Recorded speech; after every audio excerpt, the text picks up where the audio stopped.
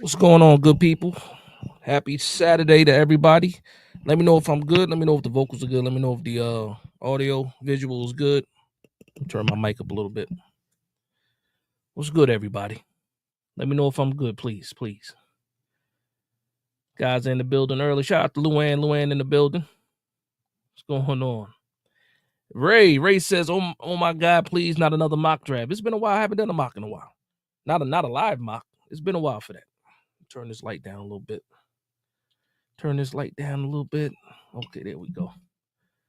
What's going on, Lucas? I didn't know you was in Australia, Lucas. Shout out to you, man. Shout out to you.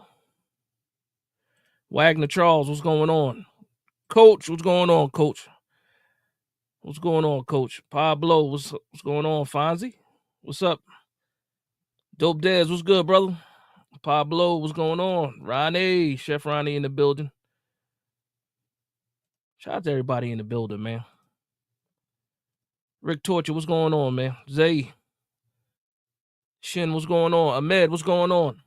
Yeah, man, we got a good one today, man. It was lively on Twitter today. For those that tune into the spaces, there was a couple of spaces today. Shout out to my man Charlie from Maine. Shout out to R0B. Shout out to the Shakedown Media Network. They had some spaces today. Shout out to those good people. Entertaining today. Got into an argument with an Eagles fan as usual.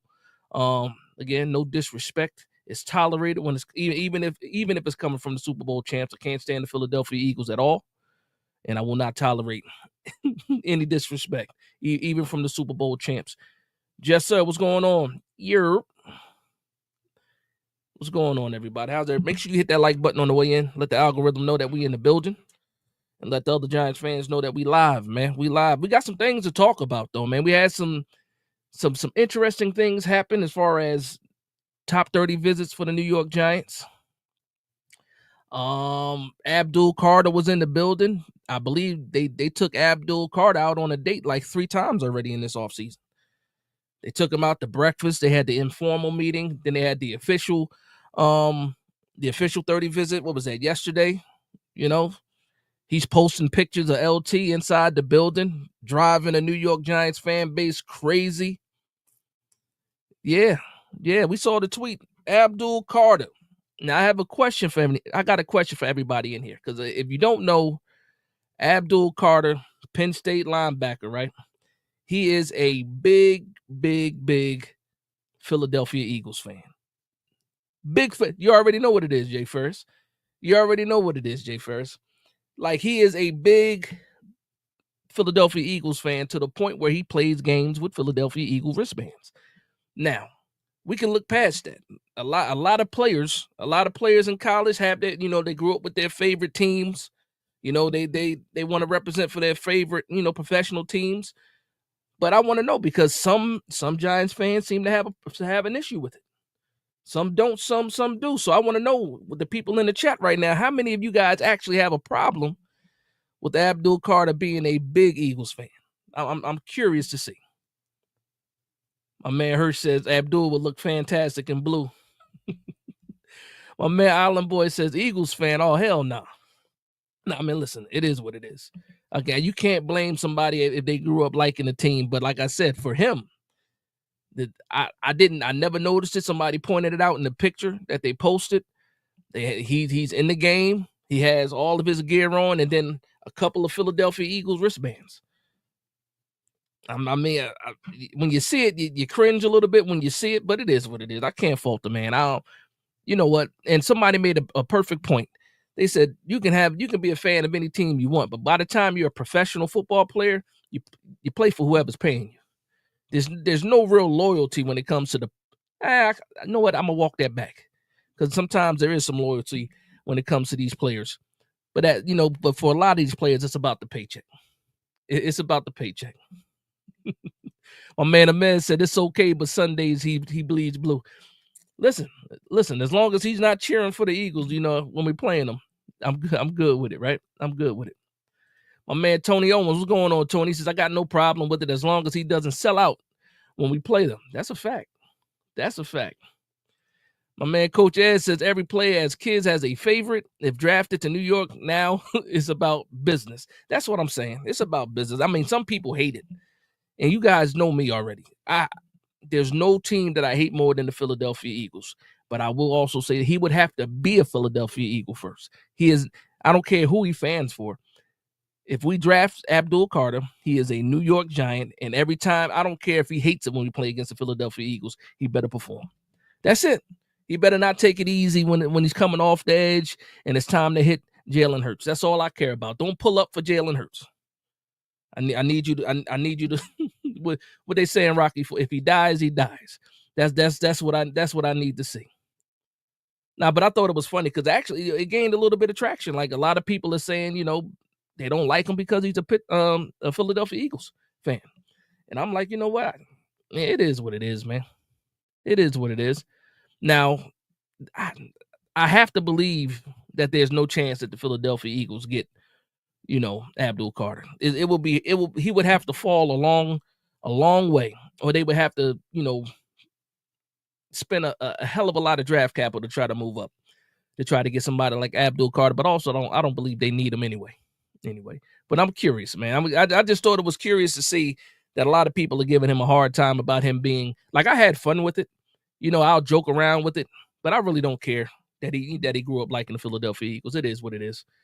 If I'm not mistaken, I believe that Saquon Barkley was a Jets fan. Somebody correct me if I'm wrong. I believe he was a Jets fan growing up. Even though he was in Pennsylvania, I believe he was a Jets fan. Maybe his dad was a Jets fan because his family comes from New York. But somebody correct me if I'm wrong. Let's see what's going on. And again, shout out to the 69 people in the building. Make sure you hit that like button on the way in. That's what's up. My man G537 said he did say he wanted to sack Jalen Hurts. I'm with it. Hurts says the only Eagle he'll be cheering for is Don Henley when he sings the national anthem. Okay. What's going on, fellas? What's going on, everybody, I should say. All right. Shout out to my man Joseph in the building. Say, hey, Dads, what's up? What's going on, Joseph? How the grandkids, Joseph? How the grandkids doing? They giving you a break? They let you sit down and enjoy the stream for a little bit? My man Ahmed says we messed up not picking Micah Parsons. We have a chance to redeem ourselves in picking Abdul Carter. A lot of people like Abdul Carter, and they make that comparison to Micah Parsons. They make that comparison. For me, I think they might look alike. They had the same number at Penn State. I don't believe they're the same player. They had the same type of role where Micah Parsons was, versatile, off-ball linebacker, edge rusher. But Micah Parsons was more of a complete, edge rusher coming into the NFL. Micah Parsons has a heck of a speed rush, and he does like the swipe. But I don't know how deep. I don't know how deep his pass rush bag is, man. I don't know. So who's your comp for Abdul Carter? Now I'll say this. Outside of this year where he played, this is his first year playing edge. When he played off-ball linebacker, fantastic off-ball linebacker. My comp for him is what's the guy? Fred Warner from the 49ers. That's I like him as an off-ball linebacker. He gives you something extra as an edge. I'll say this too, because a lot of people are worried about the NASCAR package. You get Abdul Carter, you get you have Brian Burns, you have Kayvon Thibodeau. Let's go ahead with the NASCAR package. What about on those early downs? How do you get Abdul Carter on the field? Is he just going to be the flat out starter over Kayvon Thibodeau from day one? How are they going to do it? Are they going to move Kayvon down to possibly a 3 technique? I don't think he'll survive down there like that.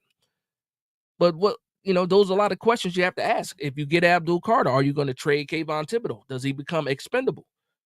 Those are questions you got to ask yourself. What's going on, TP? TP Way says, Peach Dash and the chat. Shout out to everybody in the building, man. Listen, I'm telling you this right now, man. This is one of those Saturdays I feel like hanging out. I feel like talking, going back and forth with people.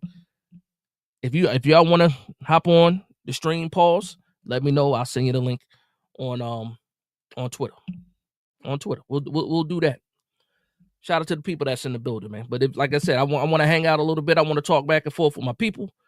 I wouldn't mind having some company in the building tonight as well. So let me know if you guys want to do that. I'll go ahead. If I have you on Twitter, I'll go ahead and I'll send a link to you. I will send that link to you. But yeah, where was I at? Where's he at? My man Atlantic Lion says, Dash, if we pick Abdul at 3, then do you believe Kayvon would be traded because he's due for a payday? That's an important part. That's an important piece. We already know Kayvon Thibodeau is about his business. He's not going to give you any kind of hometown discount. That's something that's not going to happen, right? That's something that's not going to happen. So if it would make sense. It would make sense to pick up Abdul Carter. Now, one thing we need to figure out too is that the deadline for the 5th-year option is after the draft. Now, had the deadline been before the draft, then it could probably let you know what the Giants are thinking. But right now, it said it has to be an option. There has to be something that those guys are thinking about. You want to keep. You already spent a lot of money, especially this offseason. You spent a lot of money. You still have to make some. You have to make some changes to some of these contracts in order to build enough space to operate during the season. Also, to have enough space to sign your rookies. So for me, keeping the cap healthy, you get a guy like Abdul Carter, you're gonna have to. You're probably thinking about maybe or possibly getting rid of Kayvon Thibodeau. Here's the one thing that you can't do though. If your plan is to move on from Kayvon Thibodeau, you can't let him walk. After the season, if you're getting rid of Kayvon Thibodeau, you need to trade him for something. We've made that mistake year after year with these guys, with this regime. If Kayvon Thibodeau was not in your plans, you need to make the move and you need to get something back for him. I understand, you lose the edge rusher if you do something like that, but you're gonna lose the edge rusher if you just let him walk in the offseason. So I hope we learn from our mistakes of the past, and that we can if we do decide to move on from Kayvon, we get something for him for sure. Hold on, I'm seeing what Zay said. What did you say first, Zay? There it is. Zay knows what's up, man. He says we need someone next to Dex. That's a fact. That's a fact. For sure. He said, if not, you're letting teams rush for 150 yards. Now, that's the biggest thing, too. Now, of course, one of the strengths in this draft is the defensive tackle. Actually, let me get some music going on for a second. Let me play some music in the background for a second. Let's see what we're going to do here. Turn that down a little bit. Let me know if that's good, if it's too loud. I can't hear that all. I mean, NFL Beast the East says probably will only get a 3rd round for Kayvon. That's big. That's big for Kayvon. I'll take a 3rd for Kayvon, especially if the plan is to let him walk. Absolutely. Absolutely. We're going to get to that, Pablo. We're going to get to that. My man Atlantic Lion says, what would KT's value be? A 4th? No, I'm with NFL Beast. I think you can get a 3rd for Kayvon. A 4th would probably be the least I would take. You know what I mean? If a 5th, that's pushing it. A 4th, a 3rd, I'll take that if the plan is, if he's not in the future plans anyway. I'm not doing that.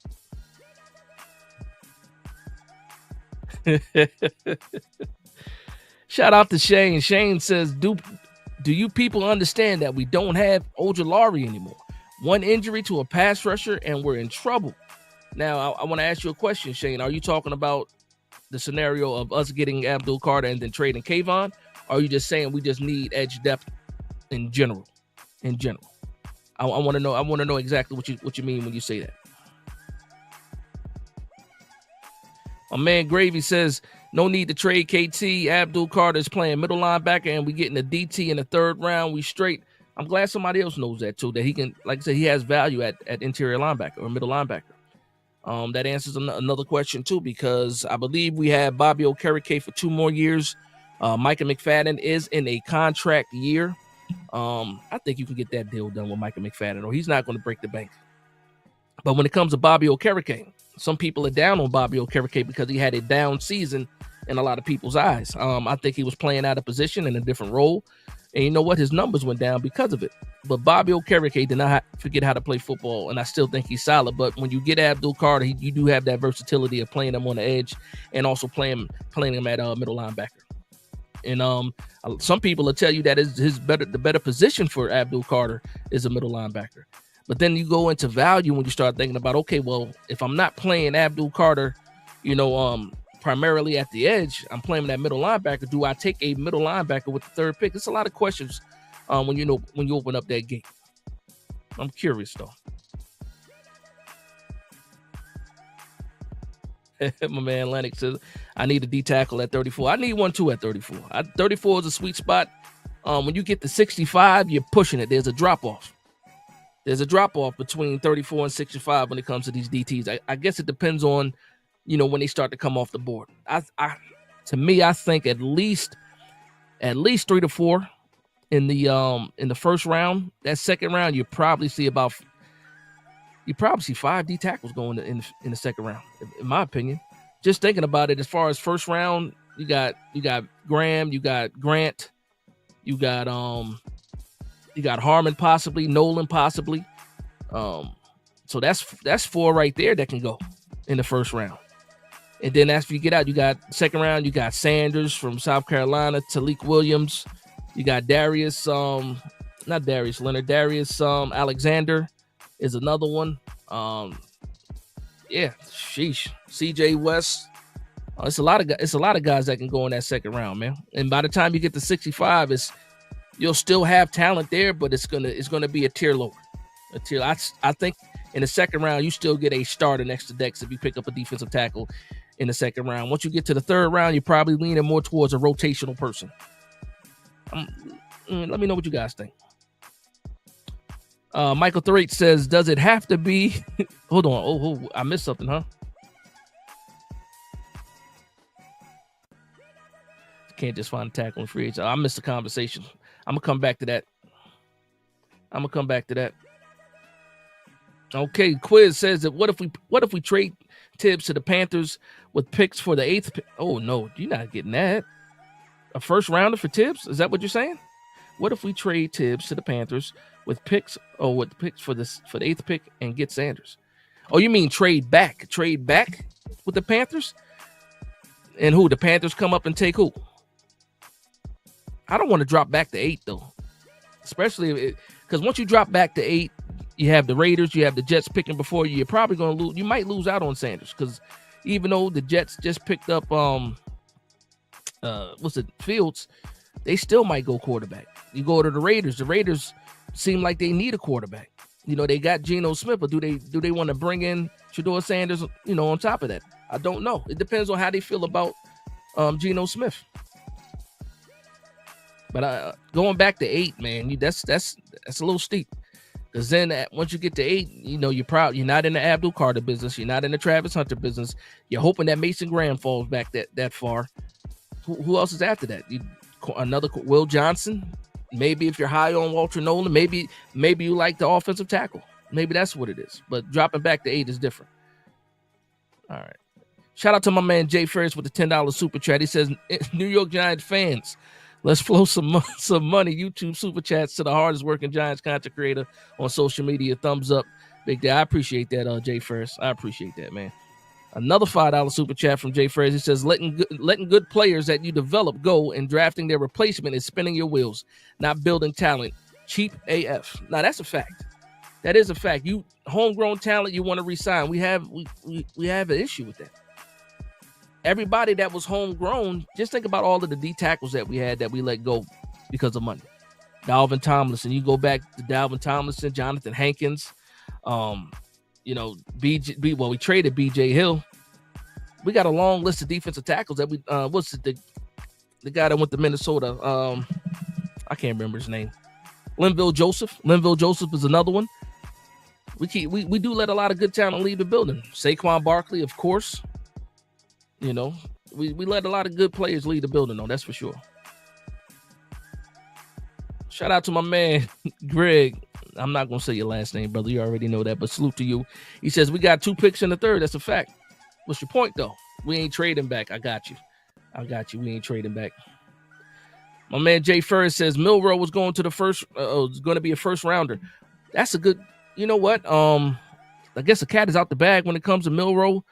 I'm hearing the rumors are that he got an invite to the draft, and normally they don't invite you to the draft unless there's some murmurs about out there that you can possibly be picked in the first round. So I wouldn't be surprised if that happened. I wouldn't want to be the team that trades up for Milroe and gets him in the first.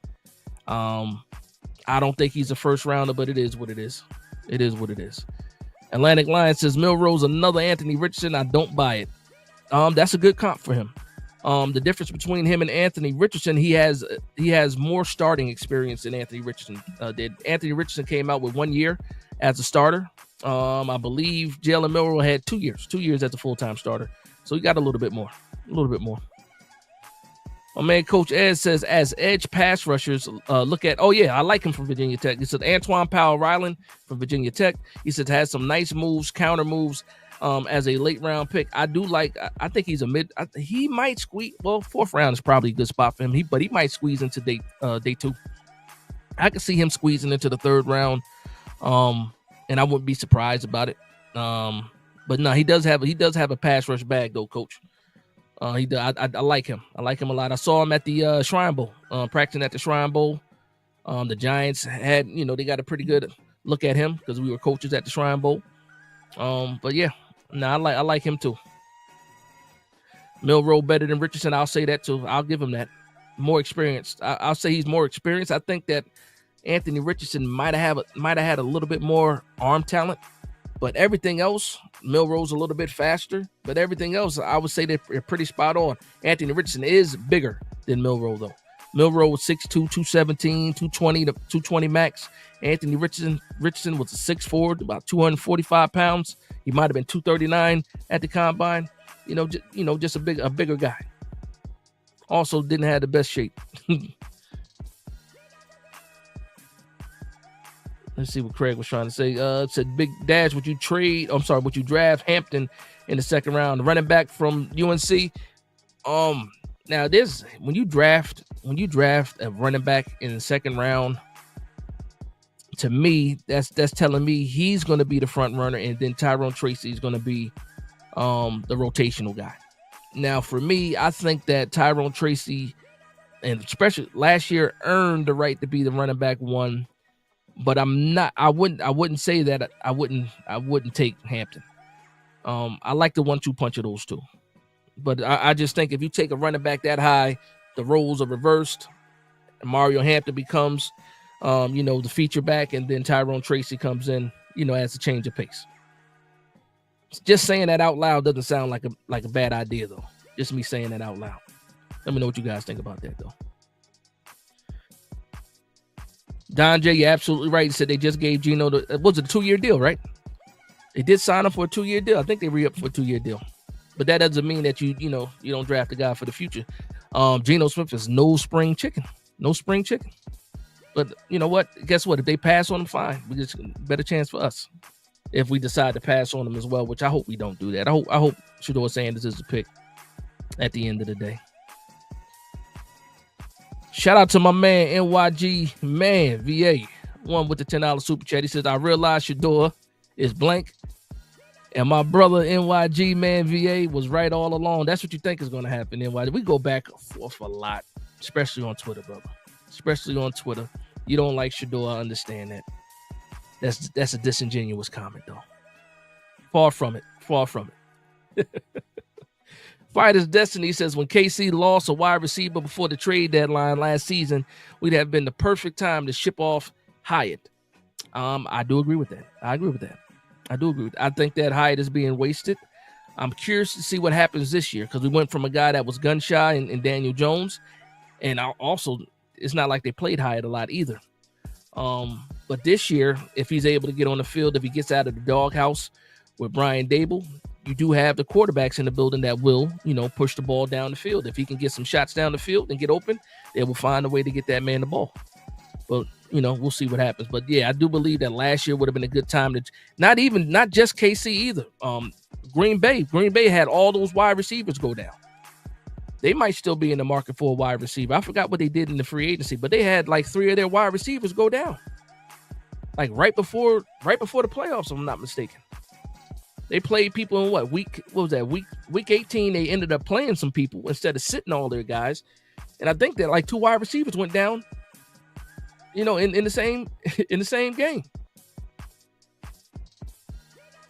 Shout out to my man Jay Ferris with the $10 super chat. He says Milroe is an amazing person, academic, All-American Heisman winner, great attitude, leader.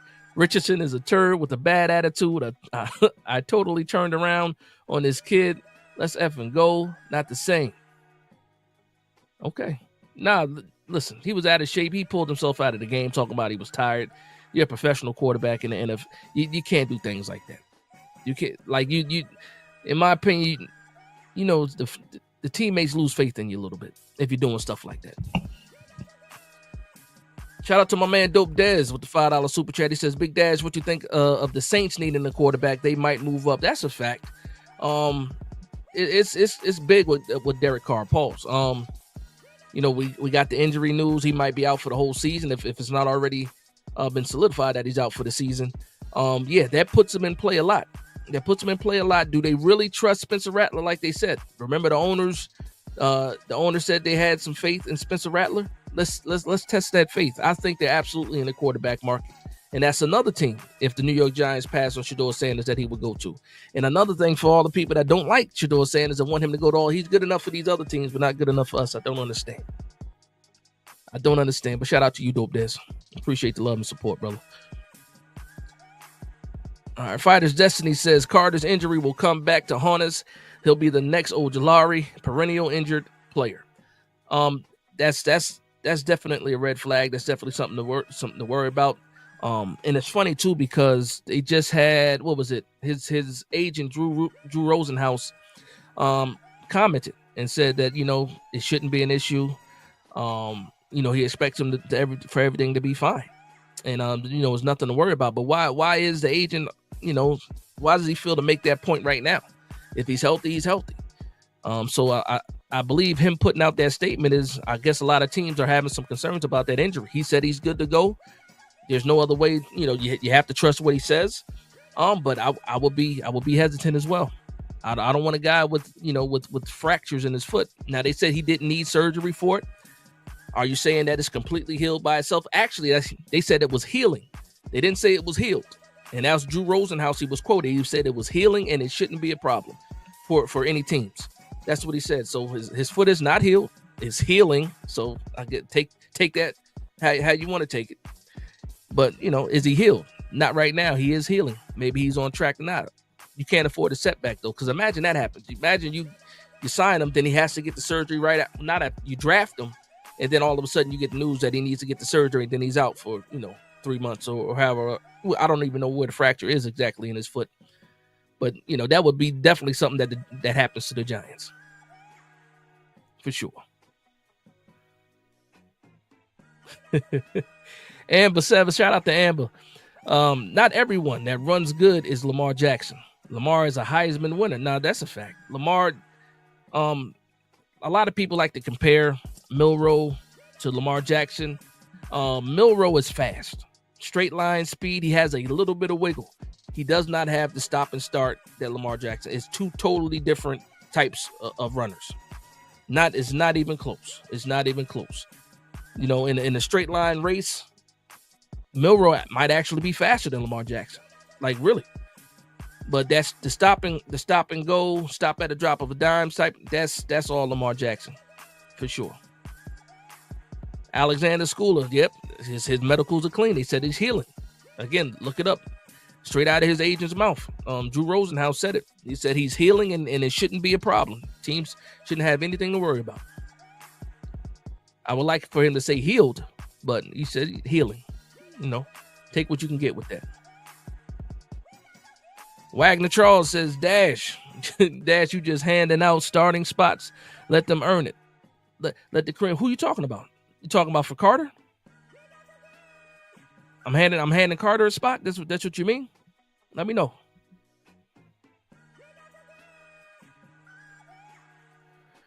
Dame, I'm sorry, not Dame. David Lemicki. He says, how about the trade down to get Walker, who essentially Carter without an injury? I like Walker from Georgia. I like him a lot, and that's a good point. That's a good point that he is a target if you were to trade back. I like Walker. Walker probably goes in the teens. He probably goes in the teens, mid-teens. Ghost, shout out to my man Ghost. Ghost was a part of it today. My man Ghost says them spaces earlier was something else. He says, I blame Mara for all of this at the end of the day. Straight disrespect from these other clowns. Yeah, and fan base. That's a fact. I'm gonna let you guys in on it. What happened today? I'll talk about it for a quick. So the question was in the spaces, we were talking about different quarterbacks, and the word elite, right? Elite came up. And somebody brought up Jalen Hurts. They asked if Jalen Hurts was an elite quarterback. And they went around the room. It was 12 people to answer the question. Some people said yes. And these are Giants fans saying, yes, Jalen Hurts is an elite quarterback. They came to me, and I told them, I said, no. I said, first I asked them, I said, is there something above elite? And they're like, no. I said, then if that's the case, Jalen Hurts is not elite. I can't put him in the same category as a Mahomes, as a Josh Allen, as a Lamar Jackson. I can't do it. Now, if I could put him in a tier below that, but I'm not calling Jalen Hyatt elite. And that has nothing to do with my hatred for Philadelphia. That's just me looking at Jalen Hurts and saying, okay, I understand, Super Bowl champion. It is what it is. But if elite is the highest level, that means I got to put him up there with Mahomes, and I can't do that. I can't do that. And again, no hate involved in that. My man Jay Hernandez talking running backs. He said Judkins at pick 66. You mean 65? Listen, I think a big body running back is what we need to add, to the committee. I don't mind Judkins at all. I like a little bit later if you want to go with Mullings from Michigan. That's another guy that you can do it. That you can draft. Amarion Hampton is another one. But he probably goes in the first round. If you're looking later, you got guys like Ollie Gordon. He's a bigger back. Raheem Sanders is another one. Taj Brooks is a little bit heavier as well. So there's a lot of running backs. No matter where you're at in this draft, you can get a running back for sure. And a good quality running back. I'm all for the running back by committee too, by the way. Big Dash, I've seen Booker mocked to the Giants. What do you think? Talk about the guard, Alabama. If we're getting Tyler Booker, we got to get him in the first round. I don't know if that's possible. Tyler Booker goes in the first round most likely. I don't know about that. I don't like that. I don't like that. You let me know if you like that, Daniel. I don't know if I like that at all. A guard? Nah, we're gonna see. We watch. They doing everything possible to make sure that Evan Neal gets a guard spot. That's what they're doing right now. Well, I got to get caught up on the chat. Shout out to my man Mark Thompson in the building. He said, good night, Dash. What's going on, Mark? How you feeling, man? How you feeling? Okay, Luann says, Dash, if you had to pick between Carter and Hunter, which one would you want? I'm telling you right now, I want Hunter. I want Hunter because I think that the extra value matters, but also the cornerback position. Right now, there's a big question. There's more of a question mark with Tay Banks than there is with Kayvon Thibodeau. So if I can go ahead and get Carter, if I can go there and get Hunter, that gives me that cornerback spot. Again, and I'm not just giving him the spot, but I think that I think that Hunter can actually beat out Tay Banks. I really do. More versatile than Banks is. Hunter is more versatile than Banks is. But I would take Hunter over Carter. Because the two spots that Carter can play, middle linebacker and edge, I think we're more solidified in those spots than we are at the CB2 spot. So that's why I would say Hunter over Carter right now. I wouldn't be mad with either one of them, though. Like, if the quarterback's off the board and we go Carter, fine. If we go Hunter, I'm fine with that. I think these guys will all have an impact. I just think there's no bigger impact than the quarterback. But it's not like I don't like Carter or I don't like Hunter. That'd be, furthest thing from the truth. NFLB says, would you trade down with the Saints to pick up more picks and pass on Carter? Again, I don't value Carter as high as everybody else or a lot of people. It would have to be a substantial package though to try to move back with the Saints. You talking about dropping back to 9? So even if Carter is their guy and Sanders is on the board, if Sanders is on the board, I'm not making any moves. I'm just going to stick and pick Sanders. If Sanders is gone, if Sanders is gone, that means Travis Hunter is on the board, and you pick between Hunter and Carter. I'm probably not moving for that either. So that's a tricky one.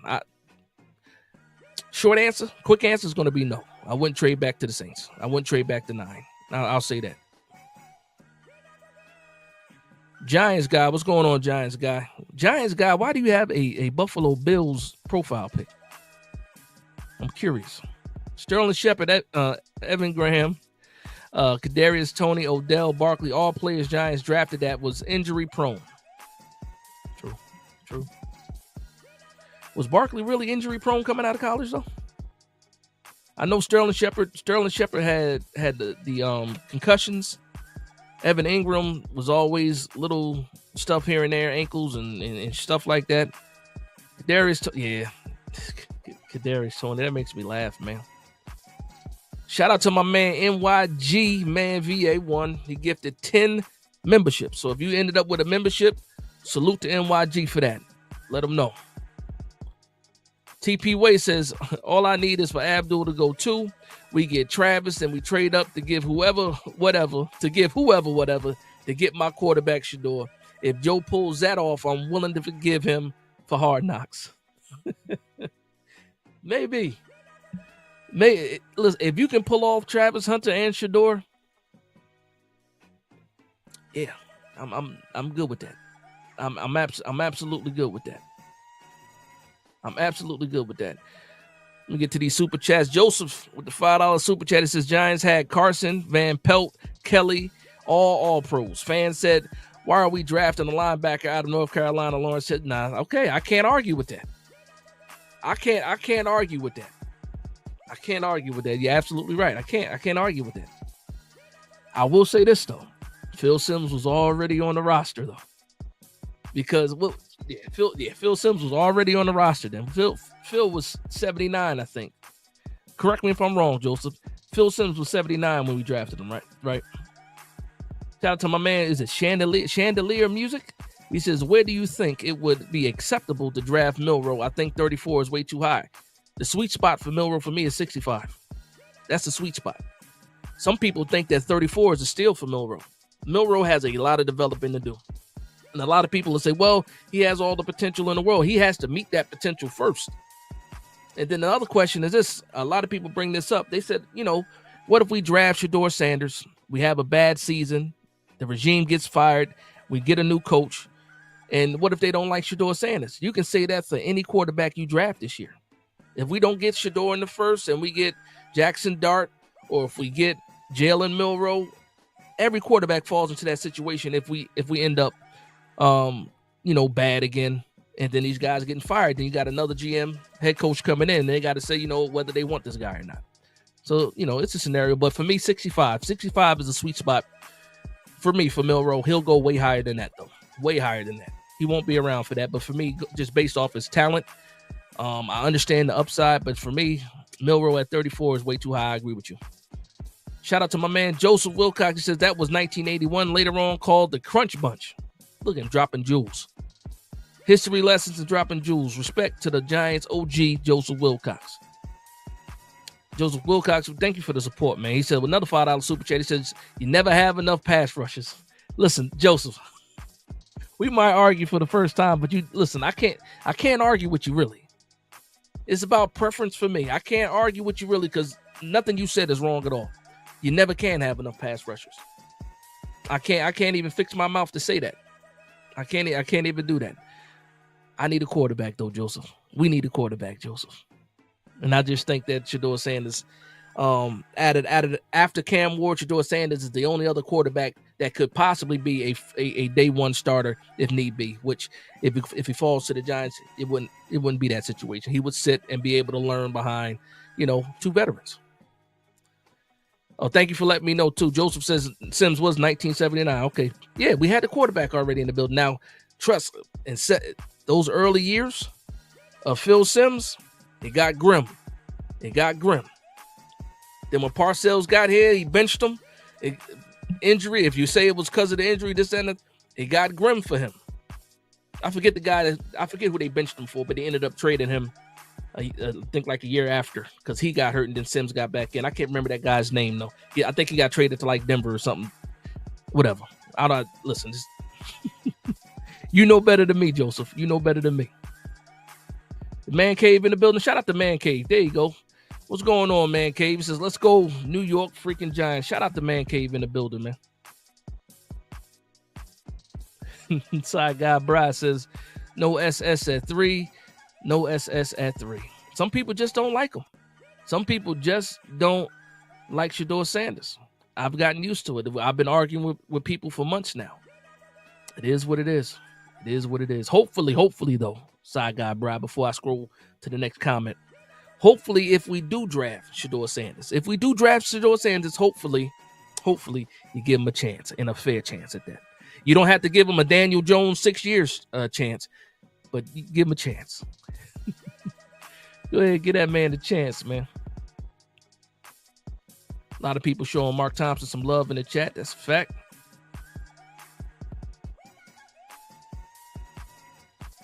All right. Giants guy, he says, but I fear Carter doesn't is not the same after I don't think it's that significant of an injury, especially right now. He's saying he's not feeling any pain. Now the problem is he might not be feeling any pain now, but because he didn't get surgery on it and then letting it heal naturally, what kind of pressure can he really put on it before something actually happens again? And I heard that this is the type of injury that can reoccur or be reoccurring, so that's a red flag for me. Go with the cleaner prospect. If you don't like Shedeur, if the regime and Brian Dable says, you know what, I don't want to do this with Shedeur Sanders, go ahead and get Hunter. Just get Hunter. You know what I mean? Injury free. Get Hunter. I think he's a little more than that. Dan says Walker is literally Isaiah Simmons. Nah, he does have some versatility. He's a bigger, middle linebacker. That's why they can put him on the edge. I'm assuming you're talking about Jalen Walker. But yeah, like Isaiah Simmons is truly a gadget guy. You can play him at safety. You can play him at cornerback in the pinch or nickel in the pinch. You can cover tight ends. Walker can do a little bit of that, but Walker's an edge rusher, and Walker is a good off the ball linebacker. So it's a little bit different, but he does have that versatility.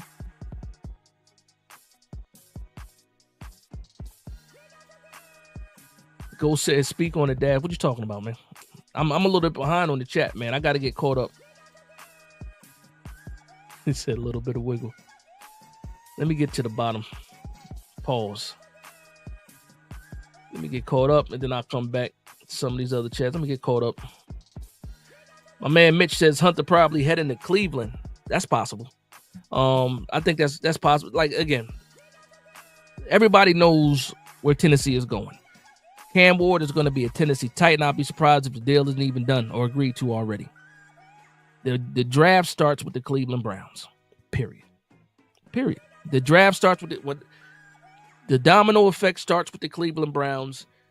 There's 3 guys on their board right now. It's Abdul Carter, Travis Hunter, Shedeur Sanders for them. It's almost like the same 3 for us, but it turns into 2 guys once Cleveland makes their pick. But they're in the same situation. We had a Cleveland Browns fan in the space too. He's high on Abdul Carter. He wants Abdul Carter. He wants the Browns to take Abdul Carter. He wants to shore up that side of the defense.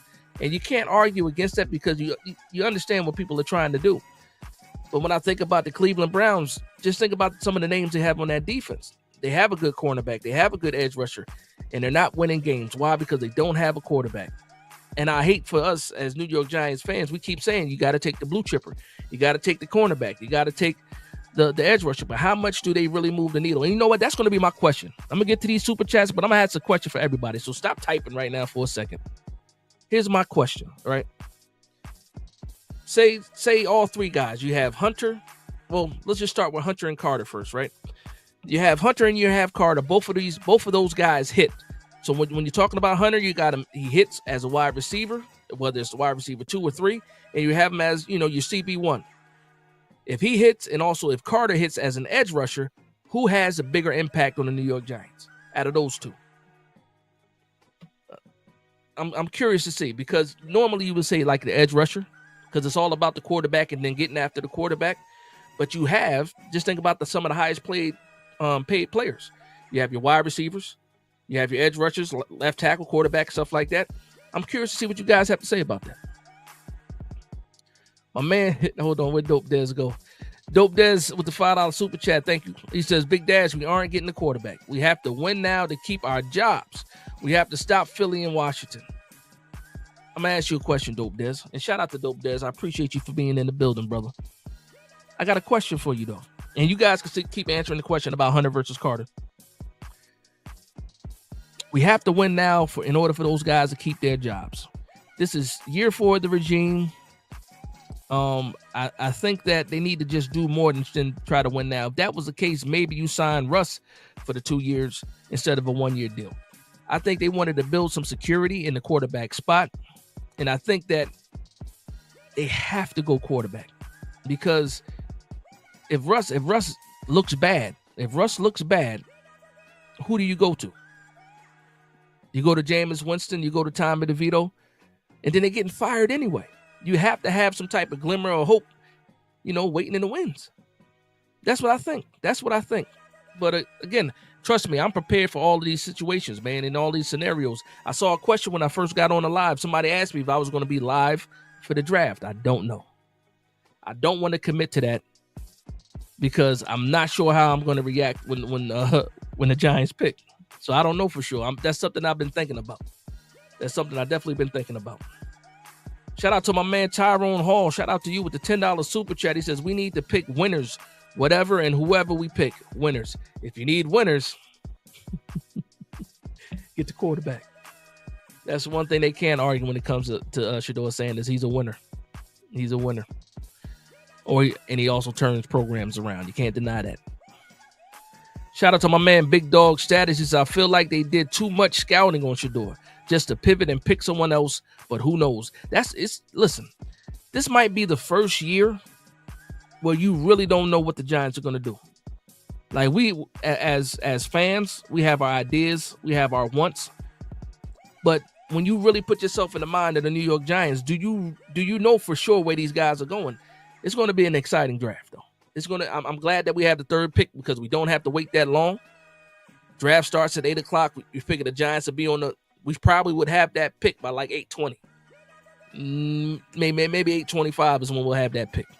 We'll know who the New York Giants pick at by 8:30, to say the least. By 8:30, we'll know.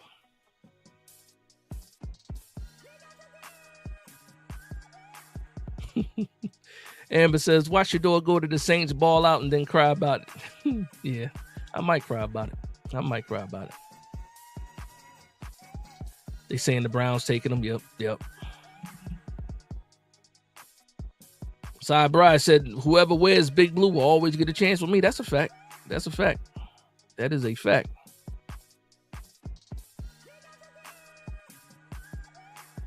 We got some ball talkers in the building right now. They starting to get into the nitty gritty. So Carter is not a 4-down player at the moment. I'm curious to think about that mindset. Also said Carter will be used in pass rush situations and packages that isn't worth a 3rd pick. I see what you mean. I think they got to put him on the field on 3rd down. That's what you drafted him for. Because if you don't put him on the field on 3rd down, what did you draft him for? You have to find a way to put him on the field. And again, when you draft a guy, when you draft Hunter or when you draft Carter, you're saying that the guys that you drafted prior and the guy that you just signed aren't cutting it when you draft somebody that high. Now, Tate Banks, you drafted him a little bit later, but still, for another 1st rounder. I see a lot of people said Hunter over Carter, though. I am getting caught up on that. Said Hunter has a better impact. David says Hunter can't stop Saquon. Ain't too many people can stop Saquon anyway. I don't expect Hunter to be able to stop him either. I saw some people say, you draft, what was it? You said you draft Abdul Carter to be the spy for Jaden Daniels.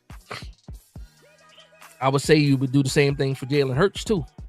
But yeah, every one of these guys, there's a package for him for sure. The Giants should be, well, hopefully, fingers crossed, Shane Bowen has something that he can do with all of these players. Luann says, doesn't Dable and Shane have a 5-year contract? Yes, they do. So why can they not finish out their contracts? You know what it is. Streets need a body. This is year 4. Streets need a body. If they, why prolong it? And now I hear you. They have a 5-year contract. I'll say this because I do like the point. You didn't get rid of. You should have got rid of them this year. Is my opinion. That's how I went into the offseason. You had the 2022 season, go to the playoffs, win a playoff game, right? The next 2 seasons, just one after the other, from worse to the bottom of the bottoms, right? So if you were going to get rid of them, you should have got rid of them this year. You decided to keep them. If you do draft a quarterback, whether it's Shedeur Sanders, whether it's Jalen Milroe or Jackson Dart, and you actually believe that these guys can be a future, franchise quarterback or a future starter, to say the least, then you probably would like to have Dable there for 2 years just to make sure, you know what you got going on. I'll say that for you, Luann. Yeah. Let them get their 2 years if they're going to hit the reset button, because they already hit the reset button. My man Mark said take Graham. It's a safer pick. Nah, yeah, Graham is solid. Graham is solid, and he also fills a big hole for the New York Giants. Pause. He fills a need. James, I already know how you feel about Shedeur, James. It ain't surprising me at all, since they know Sanders ain't it. It's crazy to me that people still think that way, though. Respectfully. My man Greg said they're getting a kid from Colorado either way. That's another way to look at it. Dave made a good point. Carter and Milroe, the 2 best athletes in the draft. Hunter is an amazing athlete, man. Hunter is an amazing athlete. Milroe is an amazing athlete too, but Hunter is a better player out of those 2. I will edge Hunter as the second one. Carter's an athlete too, but again, Carter. A lot of people fall in love with Carter. Again, I get it. Some people call him elite. I don't think Carter's elite. His pass rush, he doesn't have a deep enough pass rush bag to be called elite. Like if once you get your, like, I've seen the tape. We've seen Penn State versus Oregon. Josh Connolly get his hands on him, and Abdul Carter couldn't do nothing with it. Now, the hardest part is getting your hands on Abdul Carter. That's the tricky part, because a lot of people know the speed rush is coming, and they can't do anything about it. But some tackles that are good in their sets, if they can get their hands on him, it's a wrap. Somebody tell me what Abdul Carter's secondary move is once somebody gets his hands on him. Like, he has the hand swipe, but that's before you get your hands on him. It's pretty much over once somebody gets their hands on him. And do you consider that elite? Because we saw what happened with Tibbs. Tibbs is a bull rush. Tibbs is a speed guy.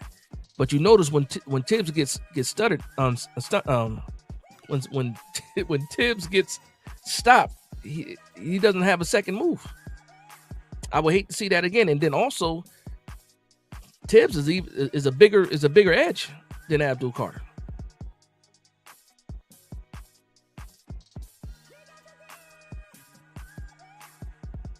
My man, shout out to Ruben. He says, Big Dash, I know we need a quarterback, but the way I'm seeing it, Giants are waiting for Archie.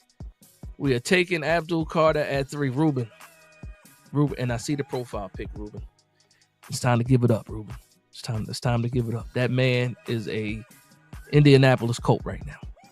I'll say this. A lot of people come with that same scenario, and hopefully, listen, we've already let people know already when it comes to this March for Arch stuff, waiting for Arch Manning. That's not the way to go, man. Now, Ruben, you might be under the impression that Arch Manning is coming out in 2026. That's not going to be the case. A Manning is not going to come out with only 1 year of starting experience. That's not what the Mannings do. The earliest you'll see Arch Manning is 2027. That's the earliest you'll see him.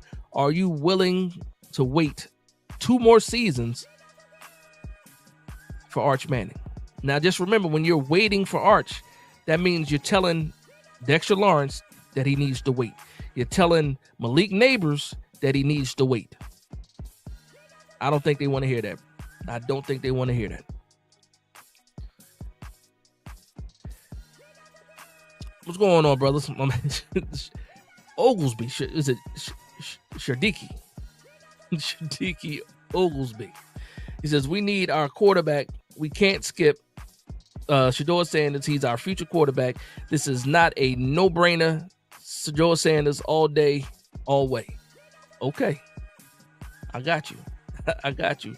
What's going on, Truth Bearer? Truth Bearer says Neighbors Hunter is instantly a top 5 wide receiver duo with the ceiling of a top 2. I can't argue with that. As long as you can get these guys the ball, I can't argue with that at all. I can't argue with that. Jay Hernandez says, I don't want Sanders, but holding up the wrist after a dime to Neighbors, MetLife would go crazy. Yeah, that's a fact. That's aura, though. That's something that people don't realize either. That's like us as Giants fans, older Giants fans, I should say. I don't know how old everybody else is, but there's not too many like kids. I mean, that hang out with us. At least I don't think, right? We're analytical. We look at the statistics. We look at character, stuff like that, and we make our decisions. These young kids that are coming up, like, have you seen Shedeur Sanders out and about? The kids go crazy. That's a different type of aura. We haven't had that in a long time. Now, if you can back that up on the field as well, then absolutely they would go crazy. I can see them selling like fake watches or something that you hold up, after the touchdown when he does it to the crowd. I can see people doing it back. Like, I don't want to miss out on that, man. And again, that's not like a big deal. That's just gimmicks and stuff like that. But we need some energy too, man. We definitely need some energy in the building. We need somebody that we can believe in and trust in. It's been a while. Ghost said, can we stop with the Archie Manning conspiracy talk? That's what it is. It's absolutely conspiracy talk. And it's not just Giants fans. Cleveland Browns fans are talking about waiting for Arch Manning. New Orleans Saints fans talking about waiting for Arch Manning. Colts fans talking about waiting for Arch Manning. It's not just the Giants, man. It's not just the Giants. And why do we have the claim on Arch Manning? Why do we feel that way? It's not Eli's son. It's not Peyton's son either.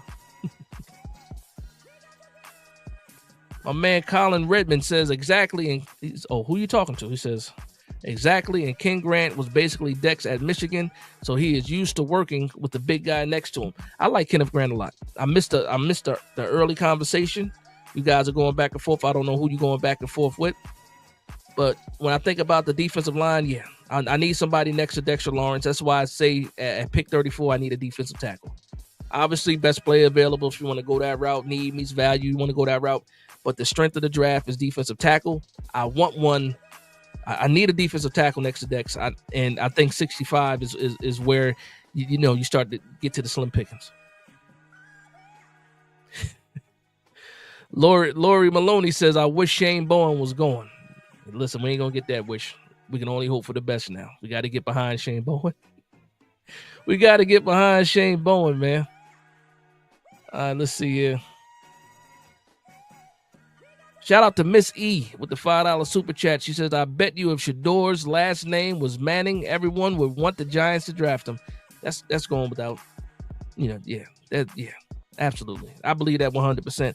Half of the people that don't like him just because of his last name.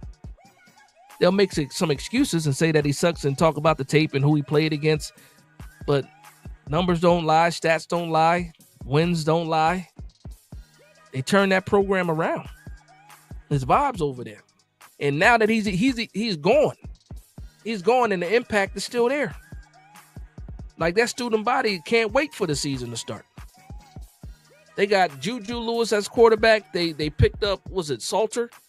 And they still think that they can go out and do some things, man. That's, you leave an impression. I need that. Joseph Wilcox, $5 super chat. He says they are nitpicking Sanders as of now. I think he fits right in with that New York attitude, will not be shook by the media. Absolutely. Absolutely. Some people don't like him, though. They think he's cocky, though. They think he's arrogant. I like a confident quarterback. I think he's confident. I don't think he's arrogant. And I think because he's so confident in himself, and also just think about the rooms and the people that he's been around already. A lot of these college players, they haven't been in rooms with Hall of Famers. They don't have Tom Brady on the speed dial. So you're not shocked, or you're not awed by a GM of the New York Giants. You're not shocked by Brian Dable. You could talk. You've been in conversations with Tom Brady. Everybody else seems regular to you. Some people want him to be more humble, though. Clinton Jones says, "Who is the best center coming out of college this year?" It might be the kid from Georgia. He's versatile. It might be the kid from Georgia. I can't remember his name right now. I'm trying to think. It might be the kid from Georgia. It's not Willie Lampkin, though, from UNC. It might be the kid from Georgia, I think. I like Jonah Monheim, though. Day 3, USC. I like that center. I like him. I would definitely take a flyer out on him if he's around. We don't have a 6th round pick. I might use a 5th round on him, depending. But I like Jonah Monheim as a center option. Colin Redmond talking ball. He says, none of our edge guys are big enough or strong enough to move inside for the NASCAR. Correct. When that worked, all those guys were much powerful and bigger. Yeah, we ran a 4.3, and those were real defensive ends. Justin Tuck was 275 pounds. You know what I mean? Justin Tuck was huge. Pause. That NASCAR package was something special, though. But you're absolutely right. We don't have the bodies to run that NASCAR package the way that we remember it. You're going to have to give up something. It has to be clear passing downs, too, if we're going to run a NASCAR package. Dexter Lawrence is already having a hard enough time by himself. Who are you pulling off the field? In order to get that NASCAR package, you got to think about that. So you got Dexter Lawrence, Brian Burns, Kayvon Thibodeau. I'm assuming it's going to be Chauncey Golston. You're probably pulling Nacho off the field. Are you kicking down Kayvon Thibodeau to put his hand in the dirt? On 3rd and longs, and Abdul Carter coming off the edge. Is that what you're going to do? For me, maybe Abdul Carter's an off-ball linebacker for all 3 downs. Even when it's an obvious passing, then maybe you blitz him up the A-gap. But then you're giving away things when you do stuff like that too. So it's a lot. It's a lot that they have to figure out once this draft is over, and we see what this roster actually looks like.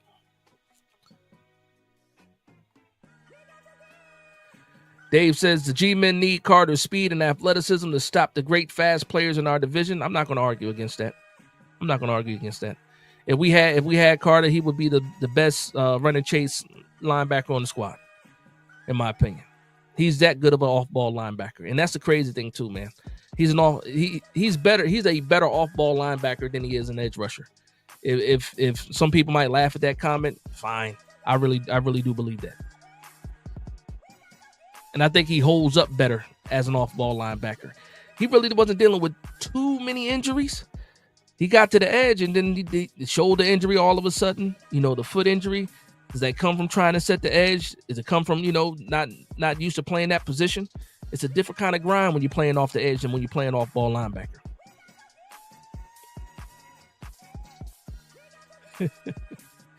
Shout out to Coach Ed, said Reverend Dash is preaching tonight. Go on, bro. Y'all left me hanging, though. I put the invite out. Nobody wanted to hop on, pause, and talk with me. I got some ideas I want to get off. Let me know, let me know what's up. Big dog status, you know what I'm talking about. We need that energy. We need that energy, right? I need that, man. I need that. I need a celebration.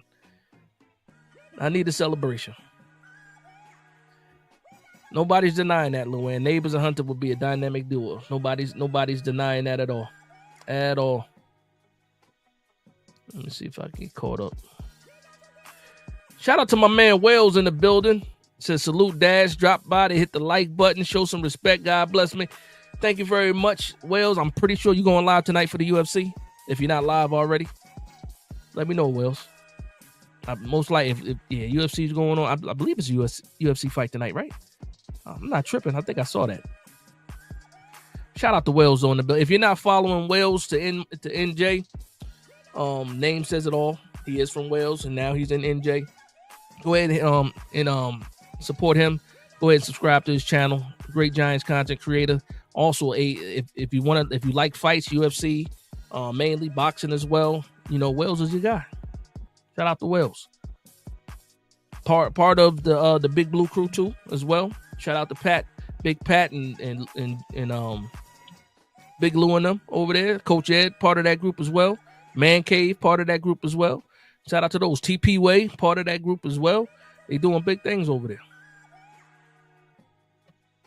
James Hollis, let me see what you got to say. He says, I don't care what his last name is. I can tell why. It's a no for me. If you want. Yes, I do want to know, James. I do want to know why. I absolutely do. I like Gray Zabel too, David. I like Gray. Yeah, he gives you some versatility too. All three positions, all five positions, I should say. Center, guard, and tackle. Gray Zabel is versatile. He's bigger than I thought too, like taller. He's taller than I thought. I didn't think he was going to be that big. Marks, Tate Ratledge, yes. I need a dose of that energy on the offensive line. Tate Ratledge. He's a dirtbag. He's a dirtbag. Deb Ellis, that's the same thing here. Sanders a hunter for me. That's what it is for me.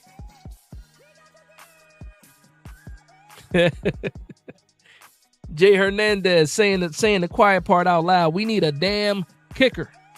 We do need a damn kicker. We need a kicker. We do.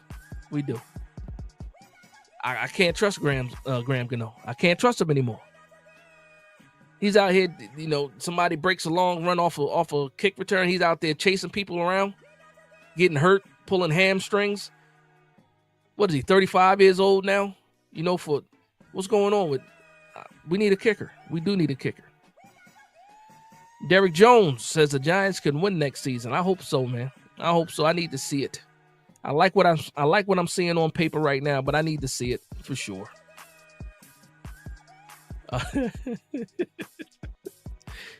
Mark taking jabs. He said, ask Ohio State how great Graham is. Okay. Couldn't beat Michigan. Couldn't beat Michigan. That's a fact. Lori Maloney giving us a little history. He says, I met George Martin in person. Oh, that's dope. A gentleman let me wear his Super Bowl ring. He was a big dude. That's dope, man. Let you wear the ring. That's pretty dope. Shout out to my man Capitan in the building. What's going on, Rap? He says, what's up, Big Dash? Shout out.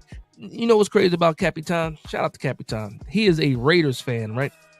He is a Raiders, but he stay hanging around Giants content creators. You need to go ahead and give it up, Raph. You might as well come on over to the Giants, brother. Now I'm playing with you, man. Shout out to my man Capitan. Shout out to the Raiders. Derek says Jameis will score points for us because he's gonna let the ball go. That's what we need. Like, and you know what's funny when it comes to this quarterback situation too. For us as the fans, again, we're all over the place. It's not just a 50-50 split whether or not we like Shador or not.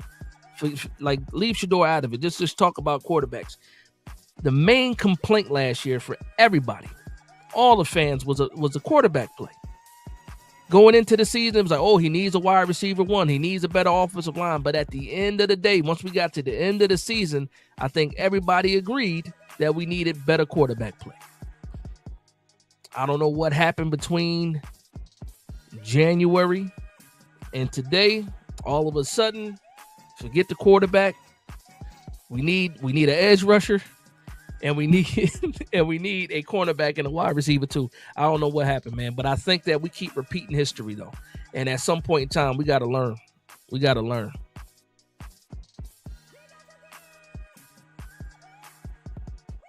What do you mean, Truth? Truth says, but it doesn't make sense to sign them over Russ.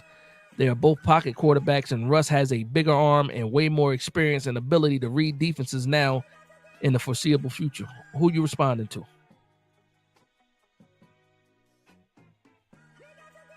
Okay.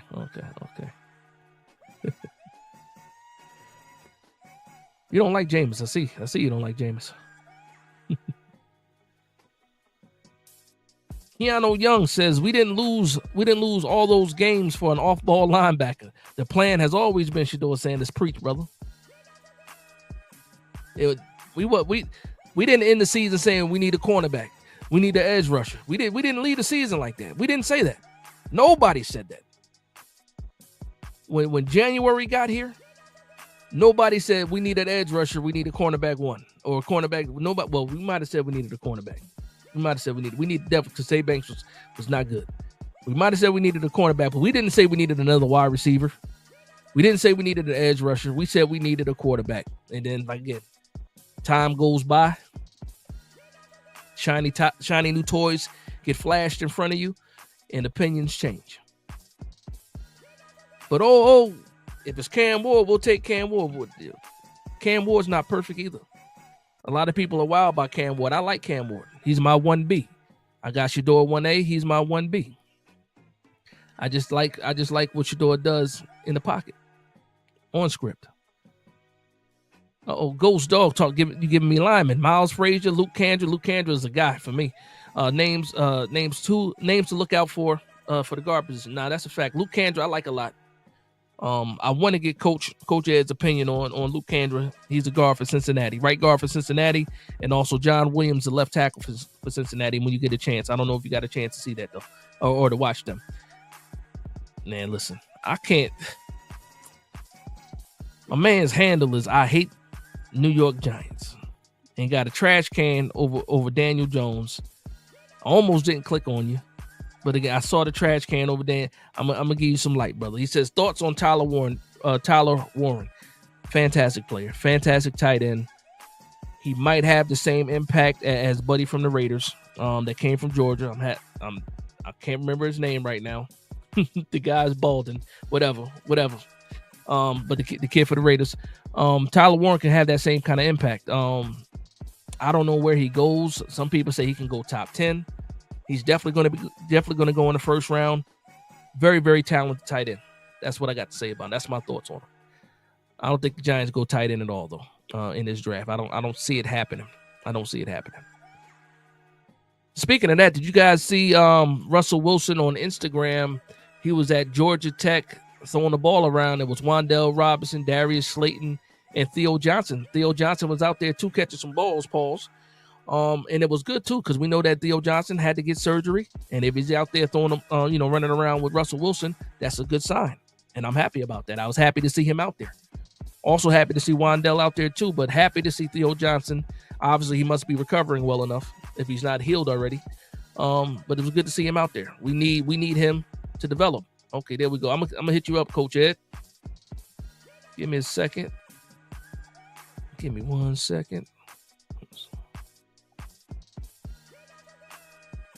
Bear with me just a moment. We'll get this link out to Coach Ed.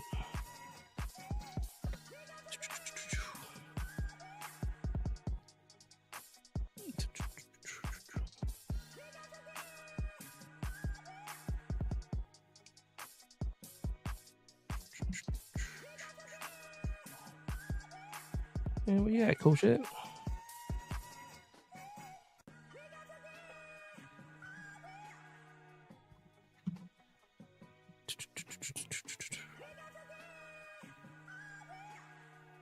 There you go. All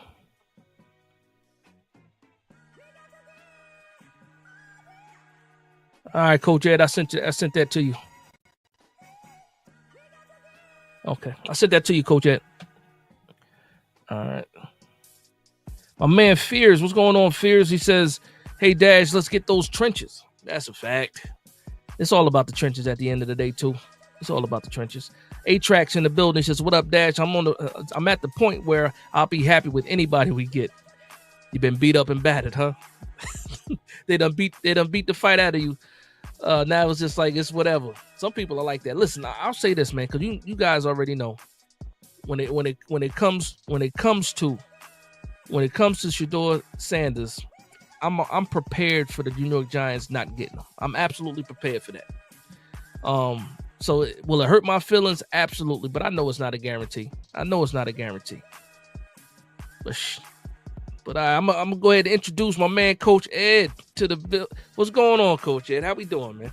Peace and blessings, brother. I'm good. How are you, man? I'm doing good, man. Happy to see you. Happy to know that you're doing better. Yeah, Get a yeah. chance to vibe with you a bit. Let No me turn my stuff, no music down a stuff. little bit because it seemed like it's a little loud. Turn my Nah, music down a bit. it was cool with me. I was loving Is it. it is good? The levels are good. Okay, I'm gonna leave it alone then. Me, I'll for leave it me, alone. it's fine. It's Okay, fine. okay. So I'll let the people decide. Let me know if I need to turn that background a little bit. Turn that background down a little bit. Shout out to Deb Ellis with the $5 super chat. Says I just started watching you, Dash. Love the show. I appreciate that. Thank you very much for the love and support, man. Shout out to family in the building too. Said what's good, Dad? Just my Ed, Coach Ed, this guy right here. That's my big brother. Guess What's where he up? lives? Plainfield. Plainfield. All right. Queen City, baby. Queen City. There you go.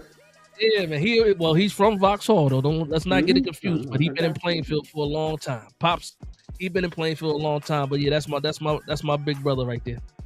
But Coach Yeah. Ed, man, how are you doing, man? Oh, good, How's man. everything going, man? It's going good. Just Yeah. doing my own therapy. So, and that's pretty much it. So, I Okay. mean, trying to get back to being the sexiest fat man in the world. So, I hear that. I hear that. That's a fact. That's probably one of the most Jersey things to say. Yeah. True. So I do have, you know what? I got into the comments, and again, I usually have like a little bit of script that I want to go off of. You see the handy dandy notebook. Mm-hmm. I got like through the first question, and then these streams have a life of their own. And it's just organic. Mm-hmm. But I had some questions that I wanted to ask, the chat too, and the chat can answer as well. But I had some questions. Let me see this one. Okay, let's see where to go. Because we already talked about some of these things. Okay, yeah. So when it comes to, oh man, somebody's trying to call me. When it comes to the New York Giants this year in that quarterback situation, and I'm not even talking about who we draft, right? Just the Russell Wilson, the Jameis Winston, and right now it's Tommy DeVito. What do you need to see from Russell Wilson this year? Or what do you expect to see from Russell Wilson this year as far as the difference on how the Giants played in offense last year to this year? Well, the first thing is Dable, if he's play calling, what type of deep shots are you going to be taking? Because you do have the speed in terms of Slayton and even Jalen Hyatt. Say what you want, Jalen Hyatt, biggest thing with him is speed. And then of course Neighbors. Do you force the defense to play on their heels? And I'm going to be watching safeties. Because if how deep are they playing? Are they playing about 12 or are they playing 15 to 17? Because if they're playing 15 to 17, that's telling me I don't care if you're in cover 3, I don't care if you're in cover 2, if you're in quarters, if you're playing that far back, then you're worrying about the deep ball and getting back there to give help or give good coverage. So Russell Wilson, we know he has a beautiful deep ball, especially down the sideline. So Dable, do you take advantage of that? So that's one of the biggest things that I'm looking for. I need him not to sit back there holding the ball all day long. Come on. We know our offensive line is not an elite offensive line. So, are you going to take down your check downs? Are you going to get into the quick game? Look, Neighbors, you can give him a quick slant and let him do the work for you. So, and even Tyrone Tracy, swing it to the back out of the backfield, let him do the work. And then, what are we doing with our tight ends? Are we attacking the seams? Are we attacking the linebackers and the safeties? Because all of that helps your passing game. It also helps your running game because then once you are attacking downfield, teams are going to tend to put 2 back, and then that takes a man out of the box. So now you can help your offensive line in the run game because you're not worrying about an extra defender in the box. So when it comes to Russell Wilson, are you taking advantage of his deep passing game to force defenses to play back? Even if Jameis Winston is in there, we know Jameis will sling it. The only thing I worry about him more is the turnovers. That's really it. But I understand why he is. Yeah, I understand why he is the way he is because he's what I call in the mind a gunslinger. Yep. That's really what he is. He trusts his arm. He believes in his talent. and he believes he can fit the ball into the window, and sometimes it gets him in trouble. So, but in comparison to last year and years past, those two definitely help, in a sense, elevate the quarterback room just a Hmm. skosh, but Hmm. better than what we've seen in the past. I'm happy you said that too, because we know that Russell Wilson's strength is outside the hashes. Mm-hmm. He over the middle. He's a shorter quarterback, so that pretty much plays a part in that. But also the point that one of the points that you said was attacking the seams with the tight end. Brian Dable was at the league meetings, and that's Mm-hmm. one thing he talked about, is being able to attack the seams and having speed on the Mm-hmm. outside. And this is, I believe, the league meetings were before we got Russell Wilson. I believe it might have been a couple days before Russell Wilson. If it wasn't, I might Can't be wrong. remember. I might I be can't wrong. remember. But Yeah. the whole point is he made that a focal point. That's one of the things he pointed out. We already knew. We knew last year that Brian Dable wanted to push the ball downfield. Mm-hmm. We saw some plays. It was a flea flicker where guys are running downfield open, and you're missing. You're scared to pull the trigger. You got guys that are not scared to pull that trigger right now. And like I said, if leaving this draft class out of it right now, when it comes, we are better at quarterback today than we were the last couple of years at the end of the day. Yeah, we are. For sure. For sure. And then everybody, this is why I say Coach Ed is the man. He came right in talking X's and O's, but gave it to you in a way that you can understand it. For those that are, not into the X's and O's, I'm pretty sure everybody followed what you were saying. You did talk about some quarters, and some people might not know some of those phrases, but again, you broke it down for us. And again, I appreciate you for stopping in. Let's keep this thing going. I'm gonna get to these. I'm gonna get some more of these chats, man. My man Derek Jones says, having all these players who have experienced all the recent losing seasons is like having a quarterback who has taken too many. Taken a bunch of sacks? I'm assuming this is what he's meaning, and hits every year. That's something that a lot of people talk about. They say, there's a losing culture, or guys are used to losing now. When you look at this team, Dable said it 40% of this team is different this year. Not everybody came from the winning program, obviously, but you have new guys in the building. When you have new people in the building, they bring a new vibe, a new feeling. So yes, you have some carryover from the losing seasons, but just think about some of those people. You should have good leaders in the room as well. Dexter Lawrence has not been winning with the Giants, right? But you can't tell me he's not a winner at heart, right? Brian Burns, Bobby Okereke, these guys are leaders. The dude Holland that we picked up from Miami, they didn't have the best season either, but highly talented players. Now you get a bunch of good players around good players, and good things should happen. Good things should happen. So I'm gonna let you tell me about some of those pickups on the defensive side. I'm gonna put you to work a little bit, Coach. The two guys that we picked up on the defensive side in the back in the secondary, Holland and Polson Adebo. How do you feel? What kind of impact do you feel these guys have, in that secondary? What do they bring to the table for the New York Giants? Well, Debo, I mean, I was looking at a little bit of his film, and he plays with good fundamentals. Now, one of the things that I am concerned with, Pat even talked about it, which caused me to really dive into it. He gets handsy. He does get grabby, and that's only the concern. That's a concern for me because, in some regards, that tells me if a receiver stacks him, he starts to panic, as opposed to trust your fundamentals, play true to what your fundamentals say. If a man stacks you, don't try and look back for the ball. Run to that receiver and run to his inside hip. If he's on the outside, so this way you can play him properly, and then learn to shoot your hands through his hands. That'll take care of a lot of the grabbing, because grabbing just basically means you're worrying about him beating you and not being able to get caught up. Hey, he stacks you. You just got to focus on playing your technique, use your speed to get to close the window, close the gap on him, so that way you can go make a play on the football. I mean, and it's, to me, whenever I've taught DBs, those are some of the basic things I've worked at. I drilled that. Give a guy a 2 or 3 yard head start and tell him close the window, get there, and then shoot your hands through his hands when his hands start to go up, because his hands and his eyes will tell you when the ball is coming. You know, Absolutely. sometimes you don't have to. I know they say turn and play the ball, and sometimes you will lose a receiver when you do that. But if you just shoot your hands, look at his hands, look at his eyes, they're going to tell you when they're going to get there. Shoot your hands through his hands. You'll at least deflect the ball. And that's a technique that's been taught to a lot of cornerbacks now, to the point where now wide receivers do what?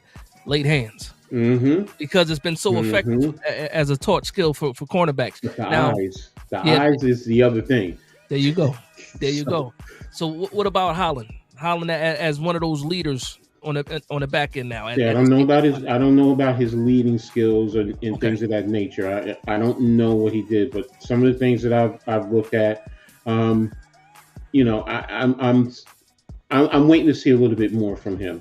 You know, I mean, I've heard good things about him, but the little bit of film that I've seen on him, you know, he's good. He's a sound player. He understands how to play the game, but there's still some things that, you know, he can get beat from time to time, especially with double move. I've seen him a couple of times get beat with the double moves, and good high end slot receivers, in my opinion, gives him a little bit of trouble.